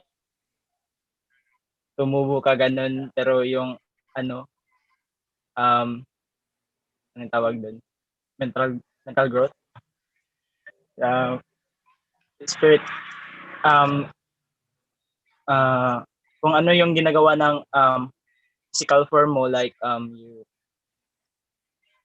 like do goodness, like good Samaritan, ano yan, mga helping other people, helping your parents, like doing such little things that embodies goodness. So that will surely that is substantial for the growth of the spiritual body. So yun lang siguro yung i-share sa ngayon. So thank you. Thank you so much po, Kuya Vince, for your reflection. Okay. Ate Relina, do you have any other gusto pong marinig na reflection? Naintindihan nyo na ngayon. So, parang sinasabi ni Sir Beans that naintindihan nyo na ngayon kung bakit sinasabi na walang tao dun sa heaven, spirit world, heaven, kasi nga all have seen, di ba? And then nobody have attained really perfection from throughout history, di ba? So that her parents is very the creator is very sad, or so he feels he's very sad because nobody is there with him to be his object partner, because wala naman naka-attain ng perfection. Because 'di ba, sabi nga dun sa lecture ni ni Bell, is that God can only relate to perfect being, to perfect individuals. Kasi yun yung process ng perfection eh. Kaya nga indirect dominion, di ba? Yun yung so, uh, yun yung dinidiscuss sa chapter 5. So, sa mga boys muna tayo. How about Kuya Junggoy? Kuya Junggoy. Sir Jinggoy? Si Sir Forbes? Jinggoy? Present po. Good evening po, brothers and sisters. Reflection lang po for tonight's lecture.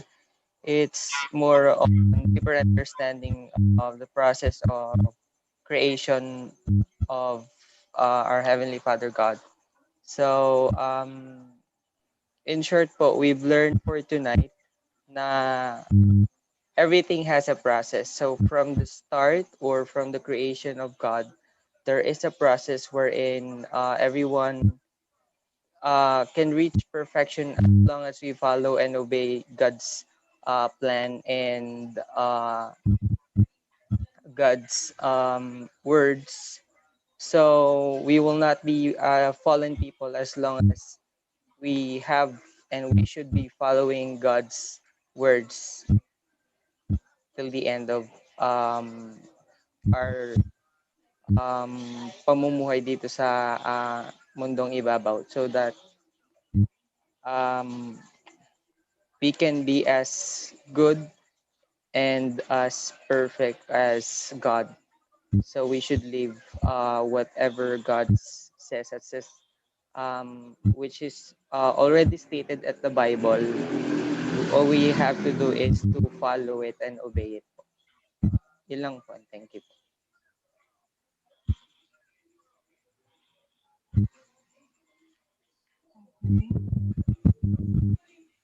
Thank you so much, Kuya. Follow, obey, and live with it. Ano? Live with it. Live it, diba? Yun yung ibig sabihin ng adyo natin. I am living it, diba? Yun yung actual na, yung substantiation of the Word of God when it's not enough that we follow it, but then we need to live it and we need to live with it. Parang ganun. We need to live it with. Miss Christine, next. Sinong next natin? Okay. For the rest of the brothers and sisters, sino pa ba hindi nakakapag-reflect? Marami pa, di ba? Okay. Okay. Let's hear reflection from from Ate Juna May and Ate sino ba? Ana May. Magkasama sila. Kaya ba ate? Mag-reflect? Yan po naman yan. Dalawa sila pala doon. Opo. Pero parang may, masakit yata yung ipin ni Ate Juna May. Nag-message siya sa akin kanina. About ano yun? Nandyan po ba kayo ate?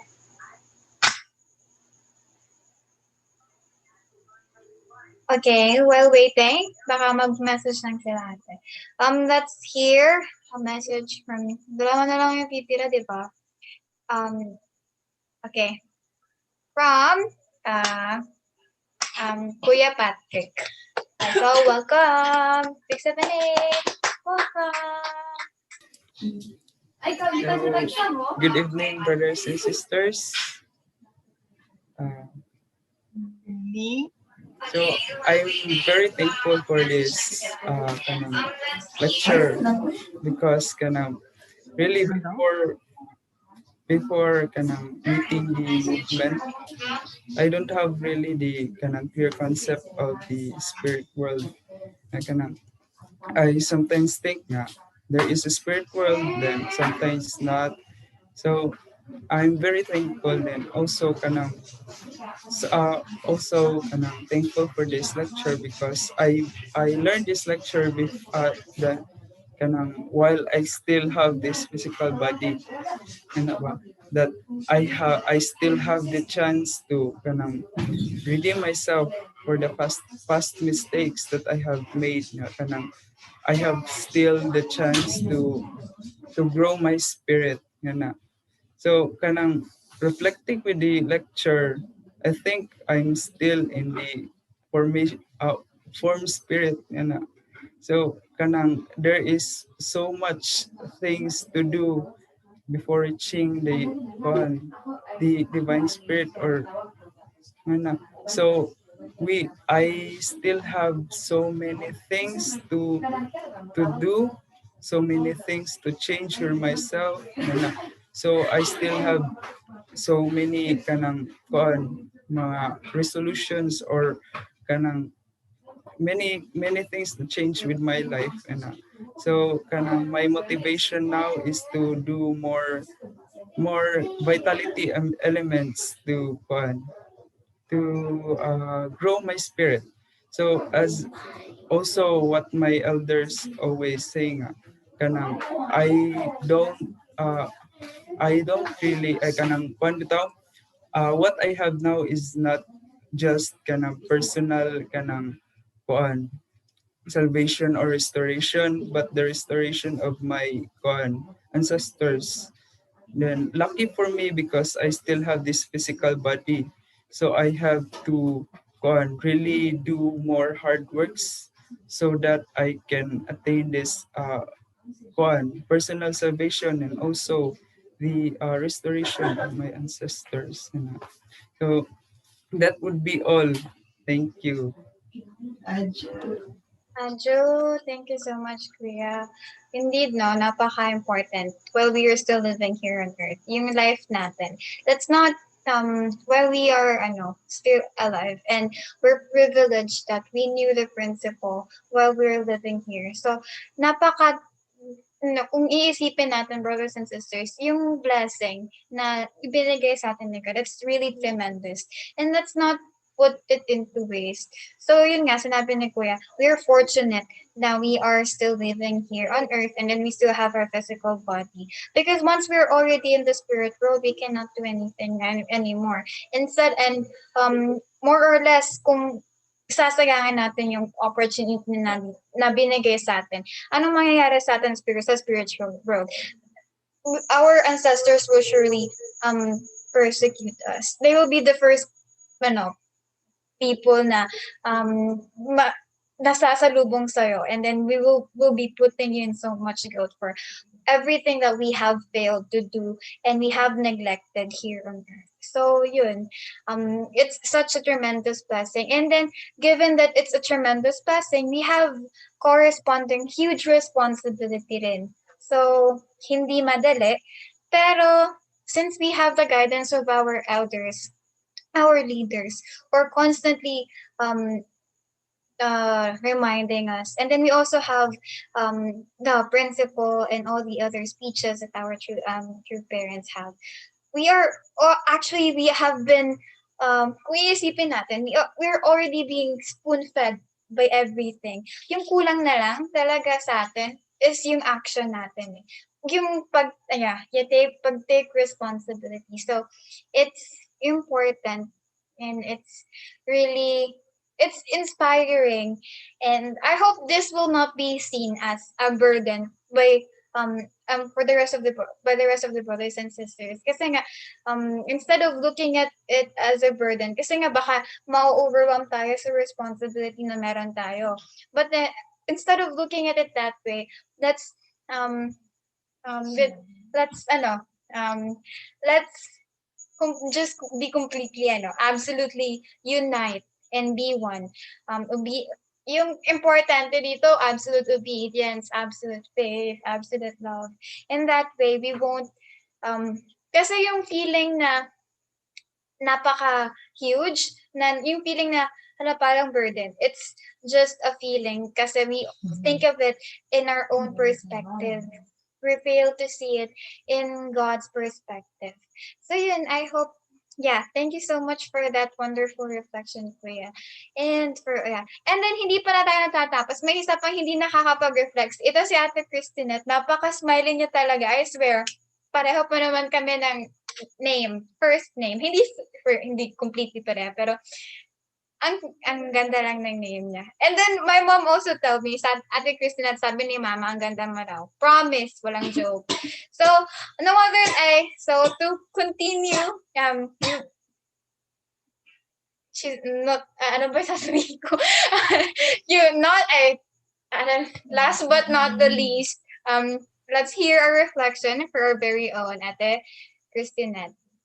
Ate welcome! Good evening po ulit. Na-overwhelm po ako sa sinabi mo. Hindi ko po yun inaasahan. Pero, for, so thank you so for, before I said says my reflection po, I want to say thank you for all those lecturer po, and especially for those who are the people here. Thank you so much po for giving us a chance to hear deeply the the divine principle po. So my reflection po for this lecture po that we tackle is we have to to know what is our main value po talaga. Why is that God made human beings? It is because God has wanted to have a subject partner in order to feel the love that he's longing for so long. And for me po, I have this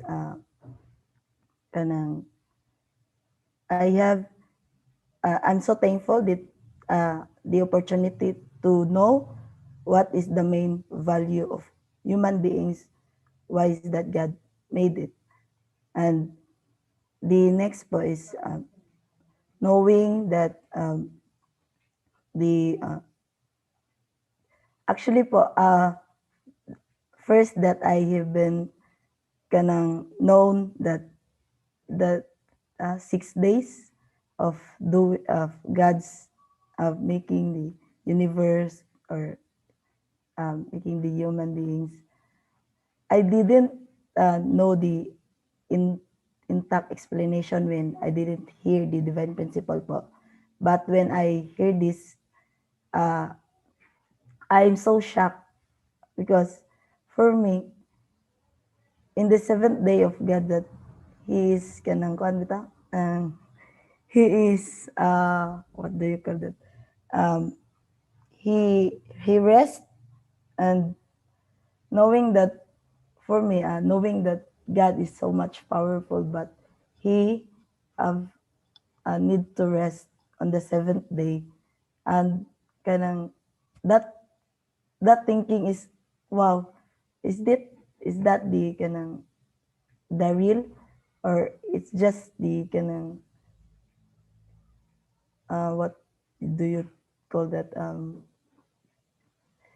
is that the main point of the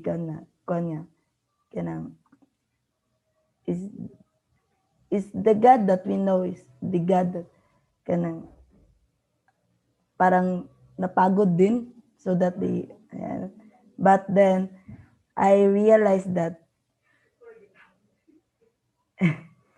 even though God has had so much give his effort so that he made all human beings in a perfectly, and for me it is the best blessing that we ever known, that giving me the chance to or opportunity to share it to others, and I hope that they receive it like what I receive. And the lastly is knowing the knowing our portion of responsibilities. It is the biggest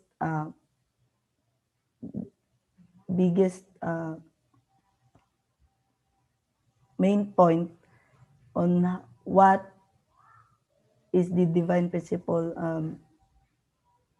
wants to know us, wants to share or to teach us is kanang to give back that uh, once to give back that um, longing for that God's longing for so long is that He could receive that love, and I know I have this kanang I have this growing stage so that will be perfectly individual so I could be need to go to next level or the second blessing.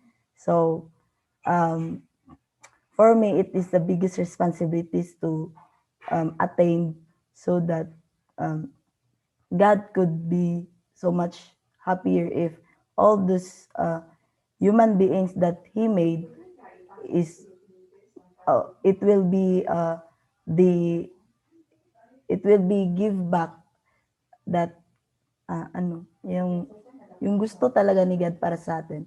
And I'm so willing to know more deeply on how could I attain that position that God's want me to be.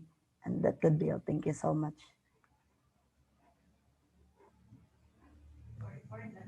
Andrew, thank you so much, Ate Christinette. Thank you po for your reflection. Napakaganda ng insight na sinabi ni ate. Especially when yung she was thinking na, hala, napagod pala si God that He rested. So, it's also something that um, we don't actually put into consideration so much.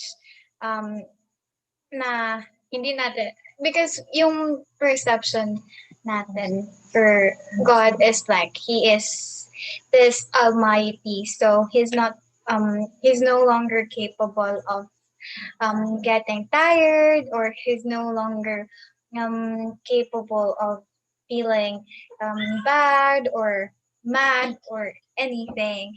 Parang ini-exclude natin yung image natin ni God. It's parang this, He is only like this. And then for the entire human history, He has been misunderstood kasi we have stick to that idea that God is like this, and then he will always he will always be just like this. And then slowly kaysa saka lang natin na realize um, na hindi pala ganun. When na hindi lang pala si God, He's not just the God who creates everything like magic, especially in creation. Kasi you know what, brothers and sisters, when I was young, although natuturuan naman ako ng parents ko na hindi talaga ganun. Pero yung feeling ko na parang magic talaga yung yung ginawa ni God, kasi parang ganun lang, may light na, ganun. 6 days lang yan eh. So yun, yung process ng creation, it's something that really amuses me every time. Kasi, oo nga no, yun yung failure.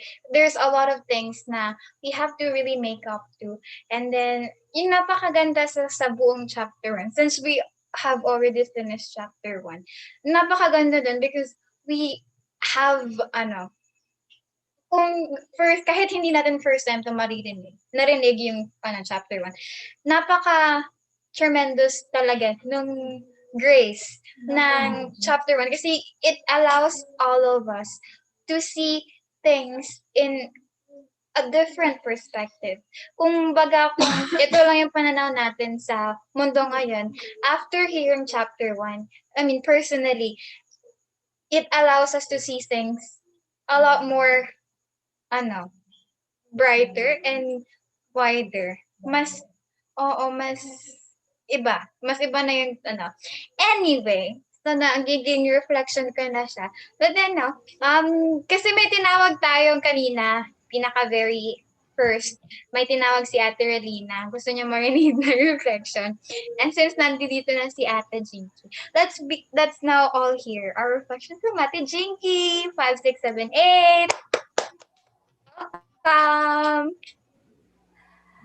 Yes, good evening, brothers and sisters. I think dito na lang po muna ako kay Ate Monina. Sorry for I having a technical problem po sa ano ko. Then, yeah, about our topic for the lecture tonight, I think one of the things that I remember, I think about our original value, and it reminded me also about the true father's speech that she said that our original value determine, yeah, our value determine in our how we live our daily life, yeah, and how we could able to substantialize, substantialize our, even though we already know our original value, that we know, we also have the process, yeah, in like, yeah, in a growing period, so how we could been able to really understand and substantialize all the teachings that we are, yeah, we are learning. I think that's all for my short reflection. Thank you. Thank you so much, Ate Jinky, for that insight. So yun, Ate Jinky have highlighted and have reiterated yung original value natin, diba, brothers and sisters? It was very brief yung pagkakaano. It was very brief yung bigay ng lecture, but then it was very on point. So right now, my question ako for all the participants. So let me read you the question. So, in what way can you say that you are attending God and doing God's desire? So this question is for all the participants. So again, I will ask you the question, brothers and sisters. In what way can you say that you are attending God and doing God's desire? So paano nga ba, brothers and sisters? How can you say that you're attending God and you're doing His desire? Anybody from the participants? Ate Relina or Kuya Herwin, do you have anyone in mind? Kuya Randy, do you have anyone in mind who you want to hear from? From the participants. Oh. Right. Kung sino gusto mag-answer, don't feel free to unmute yourselves and share what you think, brothers and sisters. In what way can you say that you're attending God and doing God's desire? Don't worry, kahit ano yung isasagot nyo. Hindi naman sasabihin na, mali yan, mali yan. Hindi, wag kayong matakot, brothers and sisters. Say your piece. Yeah. Wag kayong matakot, di kami nangangagat. Hirap naman kasi ng tanong mo, Bea. Hala kuya, hindi ko yung sige, I will write the question in the chat box. So, brothers and sisters, please, sige, bibigyan ko kayo ng 1 minute. Isipin nyo, ano ba yung, paano nga ba?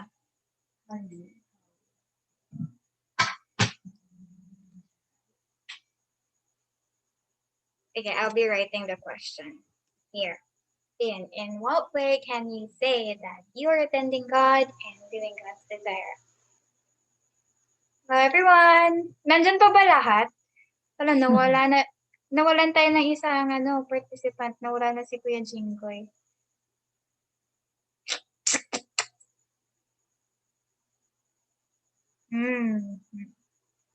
Brothers and sisters. Oo, nawala. Oo, baka na-disconnect lang po.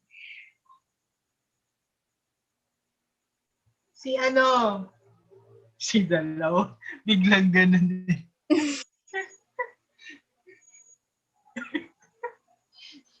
Biglang nagtago, nawala. Uy, wag ka magtago ba? Hala ko, sino yung magtatago? Promise. Sila yung unang tatawagin. So, sino yung mag-off ng camera? Sila yung tatawagin natin. Sige, kasi may nag-off na ng camera. Feeling ko ready na to, kaya nag-off siya ng camera eh. Sige, Kuya Vince. Okay, ready ka na po bang mag-share? feel Kaya kami tayo dengan. ini. Oh, di ba? Kami dalawa ni Ate Regina gusto ko marinig. Kuya Vince, share naman. Sige, kuya, sagot niyo Take po. it away.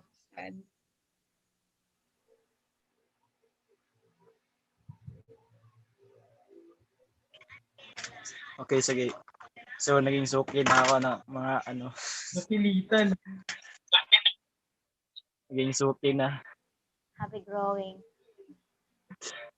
Oh, so in what way can, Lagi ka na magiging let me read again the question. So, in what way can you say that you are attending God?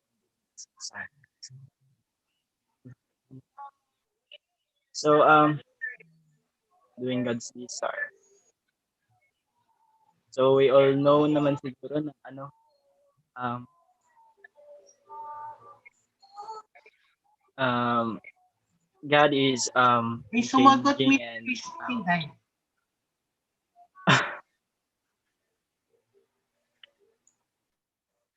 so God is unchanging and all he do is for goodness and yeah, and he cannot relate to anything that is the desire for bodies those bad desire he cannot relate that. So to know that we are attending God's for me for me lang for me to know I know that I'm doing what is God's desire is to know what um to know that I am attending what is the desire of God is that I'm doing all things that embodies goodness. I'm here to I I was sent by God to represent for Him to do all of His commandments and also because ano wait um we're doing all this for Him kasi we all know na bakit palagi na lang si God yung palagi na lang si God yung um, gumagawa ng lahat. So for me, we to know that we no, to know so that we could attend God and um, do all his desires to be a representative, be the catalyst to do all goodness, and also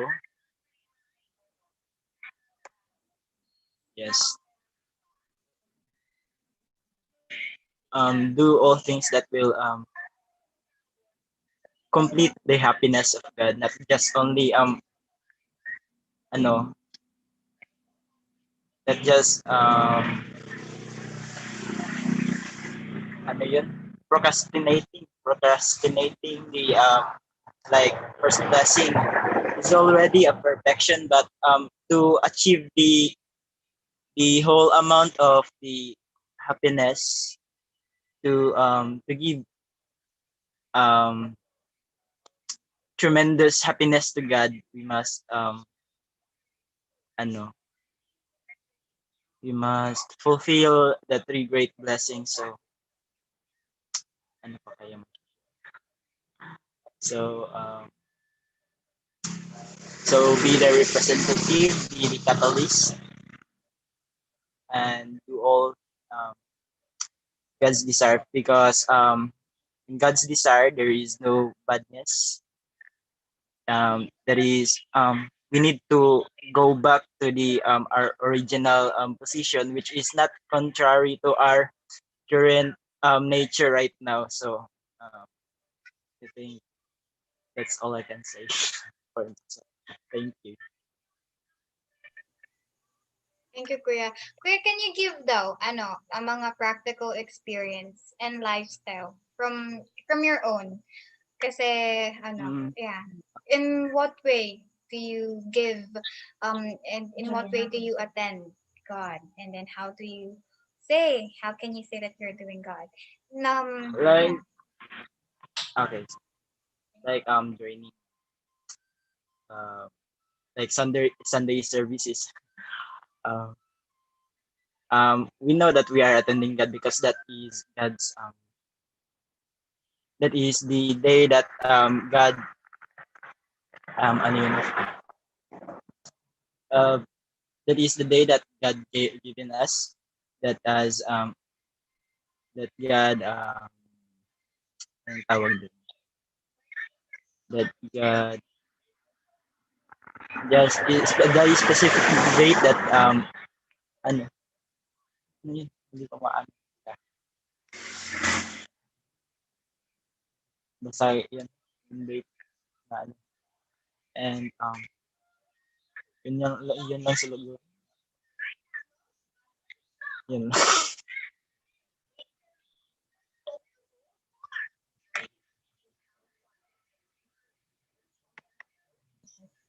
Yes, thank you. Thank you so much, Kuya. Okay. Kuya said na attending God through Sunday service. Oo. Oo nga naman. Ah, okay. Si Ate June na may nagbigay ng answer si Ate June na may. Sabi niya, yung question is, in what way can you say that you're attending God and doing God's desire? Sabi ni Ate June na may, um, by giving joy to God's sorrowful heart and living for the sake of others. So, example on how to give joy to God. Paano nga ba magbigay ng joy to God?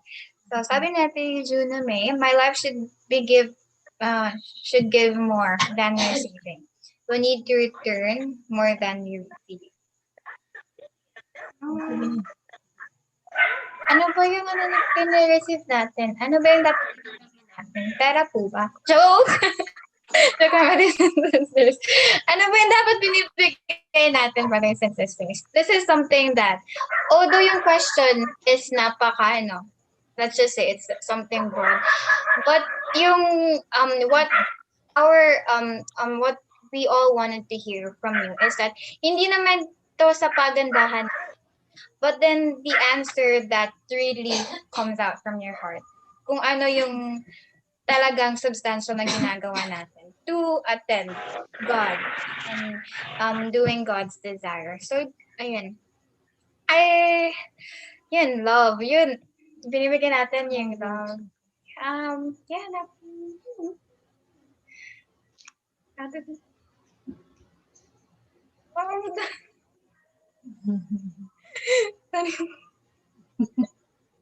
anyway, sabagay. You should be giving,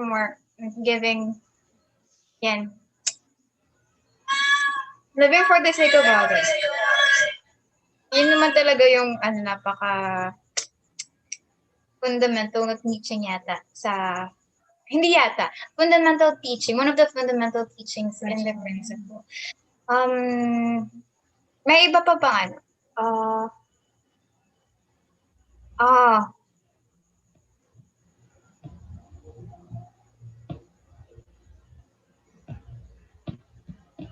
Sir, Kuya Randy, may sasabihin po ba kayo? Sir Randy.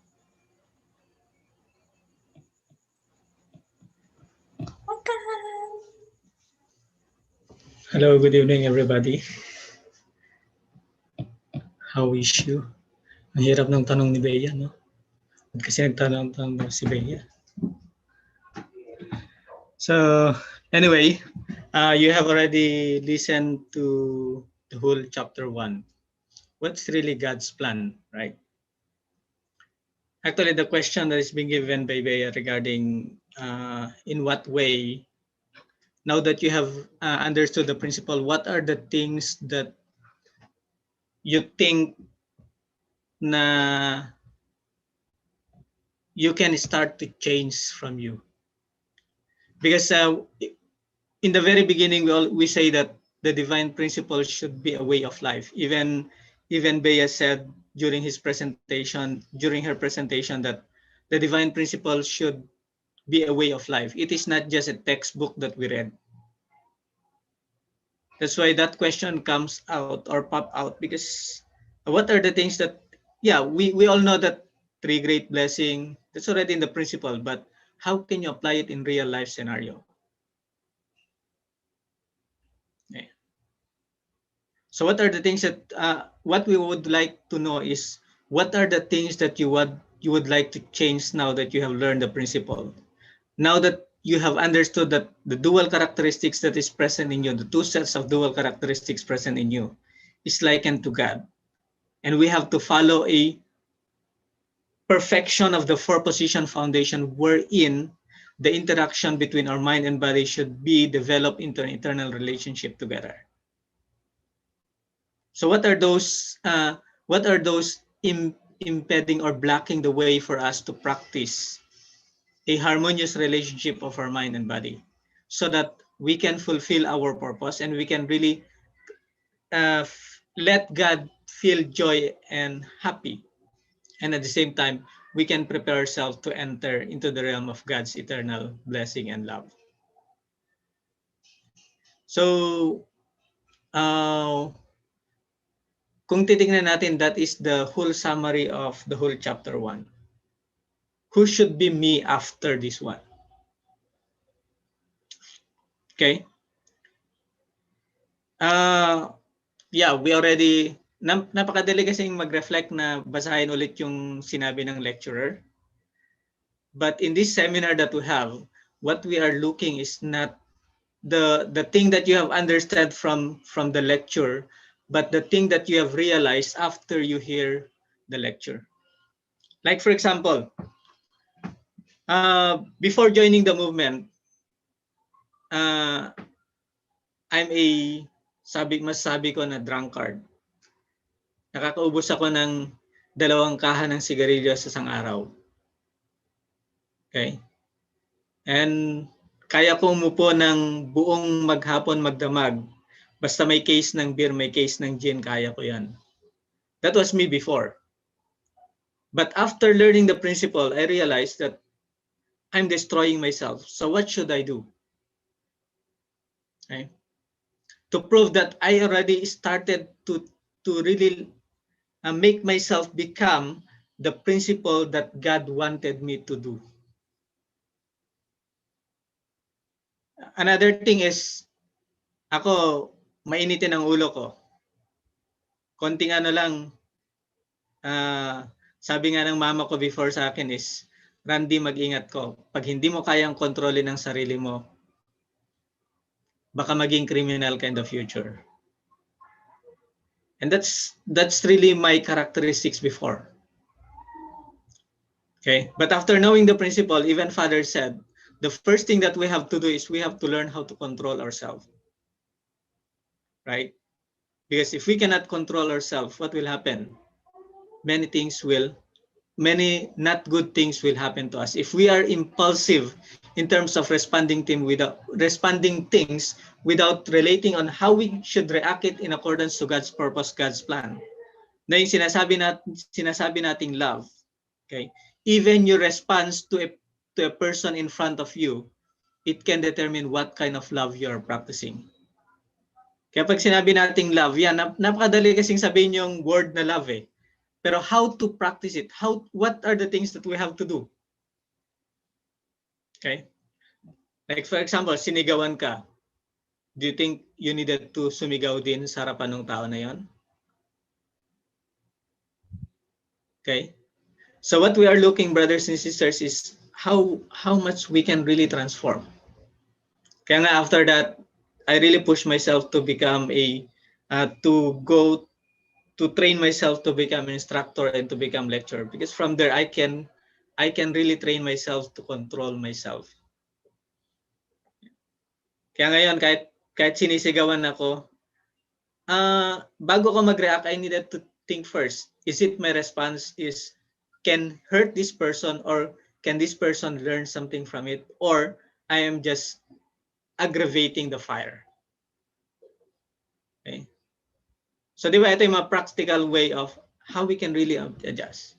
Who we are before, now that we have learned the chapter 1, who should be we become. And that is what True Father is saying, that the principle is not the book that we are reading. Not the, yeah, that's part of it. But the most important is what kind of life we should practice after.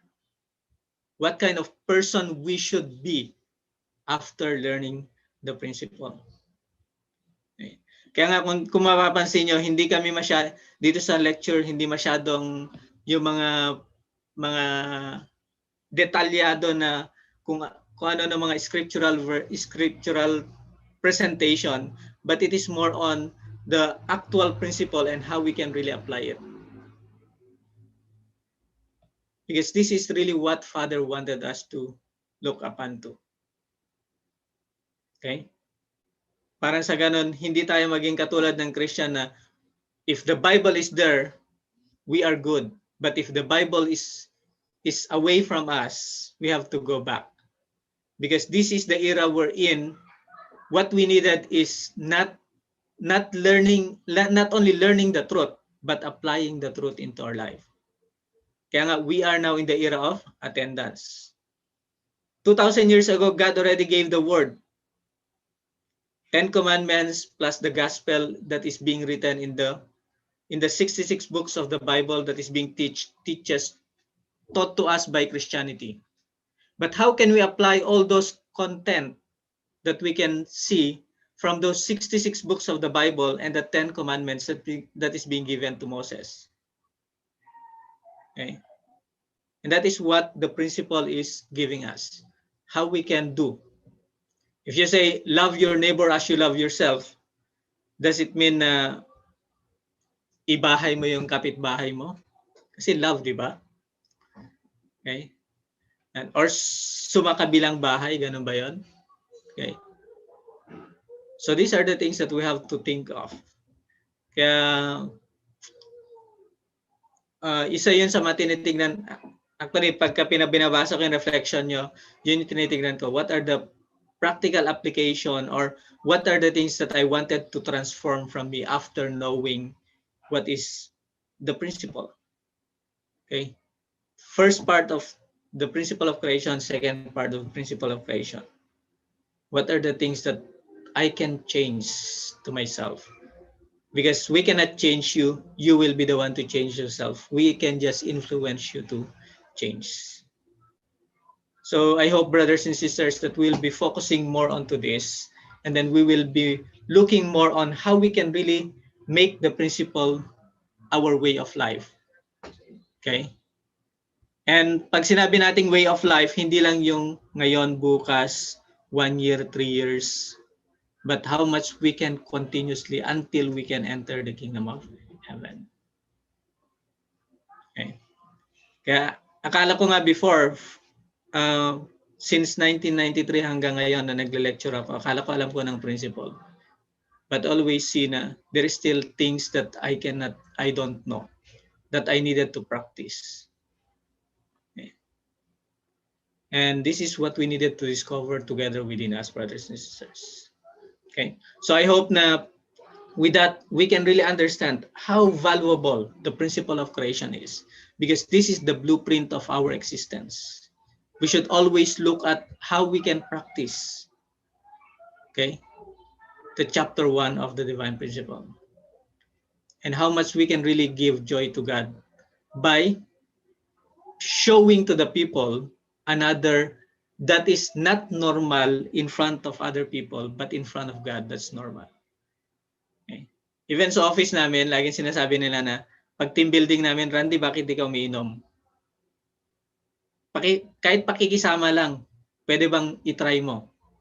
Sabi ko sa kanila, mas magandang pakisamahan niyo ako na hindi umiinom kaysa yung pipilitin niyo ako makisama sa inyo na ayoko.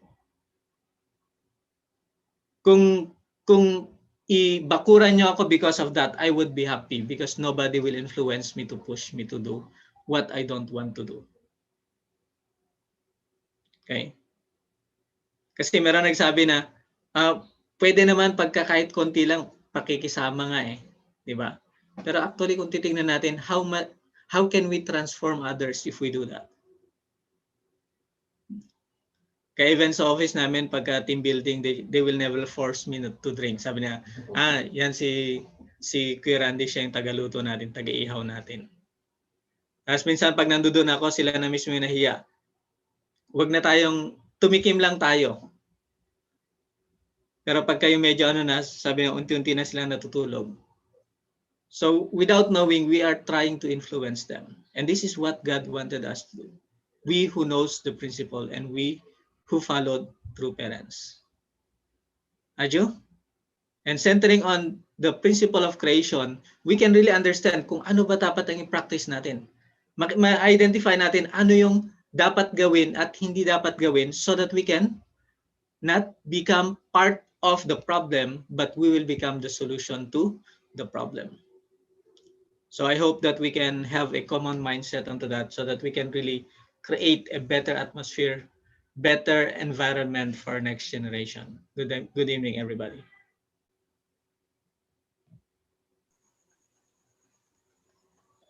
Wow. Grabe no, brothers and sisters, we're so fortunate to hear from Kuya Randy, from Sir Randy. Napaka, that's heart.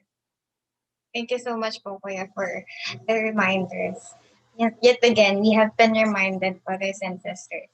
So yun, and especially na all of the participants here are blessing candidates. So it's really important. And kakasabi nga ni Kuya, ni Sir, na hindi, yung habol naman dito, hindi yung kung ano yung sinabi ng mga lectures, but then yung reflection niya after hearing the lectures and the things that you can change since you have already known about this one. And then, kung iisipin din naman natin, brothers and sisters, how long have we learned the principle? And then, ano na ba tayo ngayon? From the moment that we have learned the principle, let's just say, maybe, almost all of us here, nasa movement na at least a year. At least a year. And then, so nung bago tayo pumunta sa movement, and then ngayon, may difference ba? May naging pagbabago ba sa atin? It's something na nakakaiyak. Whew! But then, ni Sir Randy, di ba? So, yun, I hope everybody we can all really reflect on that. And then please don't forget to submit your reflections. You still all have your written reflections. And talagang binabasa po yung mga reflections natin, brothers and sisters. So let's not take it for granted and not just try to write the things. Kasi hindi naman talaga yung habol dito, hindi yung pagiging matalino ng tao. Yung kung ano yung take away niya kasi yun nasa notes niya. Hindi, alam niyo brothers and sisters, I have been part of the online DP lecture series and then I am ashamed in a way kasi yung mga reflection ko, some of them, I took it for granted and just wrote kung ano yung sinabi ng lecturers kasi feeling ko yun yung gustong marinig na But then, in reality pala, hindi yun yung gustong marinig ng mga elders natin. Kasi hindi naman yun yung importante. What's important by the end of the day, always, is yung heart natin. And then how sincere we did our reflection and then how much we have put our heart into it. So, yan, hindi na ako dadagdag pa. May any other additional from Kuya Herwin? Baka may gusto ka po i-add, Kuya Herwin? We can end na kasi time. Oo nga. And na rin kasi napapatagal na. But then yeah, it's been, ngayon, to formally close our session, ganda ng session natin, brothers and sisters. To formally end this one, may I request Kuya Julius to please lead us with the prayer, closing prayer. Please join me in prayer. Our loving Heavenly Parent and our victorious true Prince of Heaven, Earth, and humankind. Good evening. We are so grateful for today as we have this lecture in full chapter 1 already, and we are enlightened. Especially more important is that our spirit self recorded everything, our action, our movement, and that when we go to the spiritual world, we cannot hide anything, and that we have to reflect that as we understood that we have to really renew ourselves, our life here on earth, that we could uh, be very prepared when we go, when it's our time to go to the spiritual world. And we are so grateful for this enlightenment and for everything that we have learned this evening with our also participants who give their thoughts, reflections with regards to this, and with our mentors. We have deepened our understanding with the principle, and we are so grateful for this opportunity always that we could study your words. And please guide as we go on for this full 21 days online lecture, and pray that we could really be more um, interactive and share our thoughts, everything, our heart, questions also that we could clear everything and be able to develop more ourselves through this. Again, we offer with gratefulness for everything that you have provided to us, for all the love and blessings. I'd like to offer this in my name and my wife's name, Julius Santamis Cleto Central Blessed Family. Aju.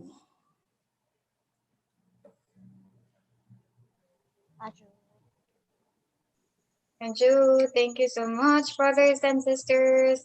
Thank you so much. Let's all give a round of applause to everyone. Thank you so much for participating. Good So, night. good night, my brothers and sisters. See you on Wednesday. Wednesday. Yeah, When, chapter 2. chapter 2 na tayo. Brothers and sisters. Sana okay ka natin, June, na may batid by that time. We will like to see you that time na. And also Ate Anna.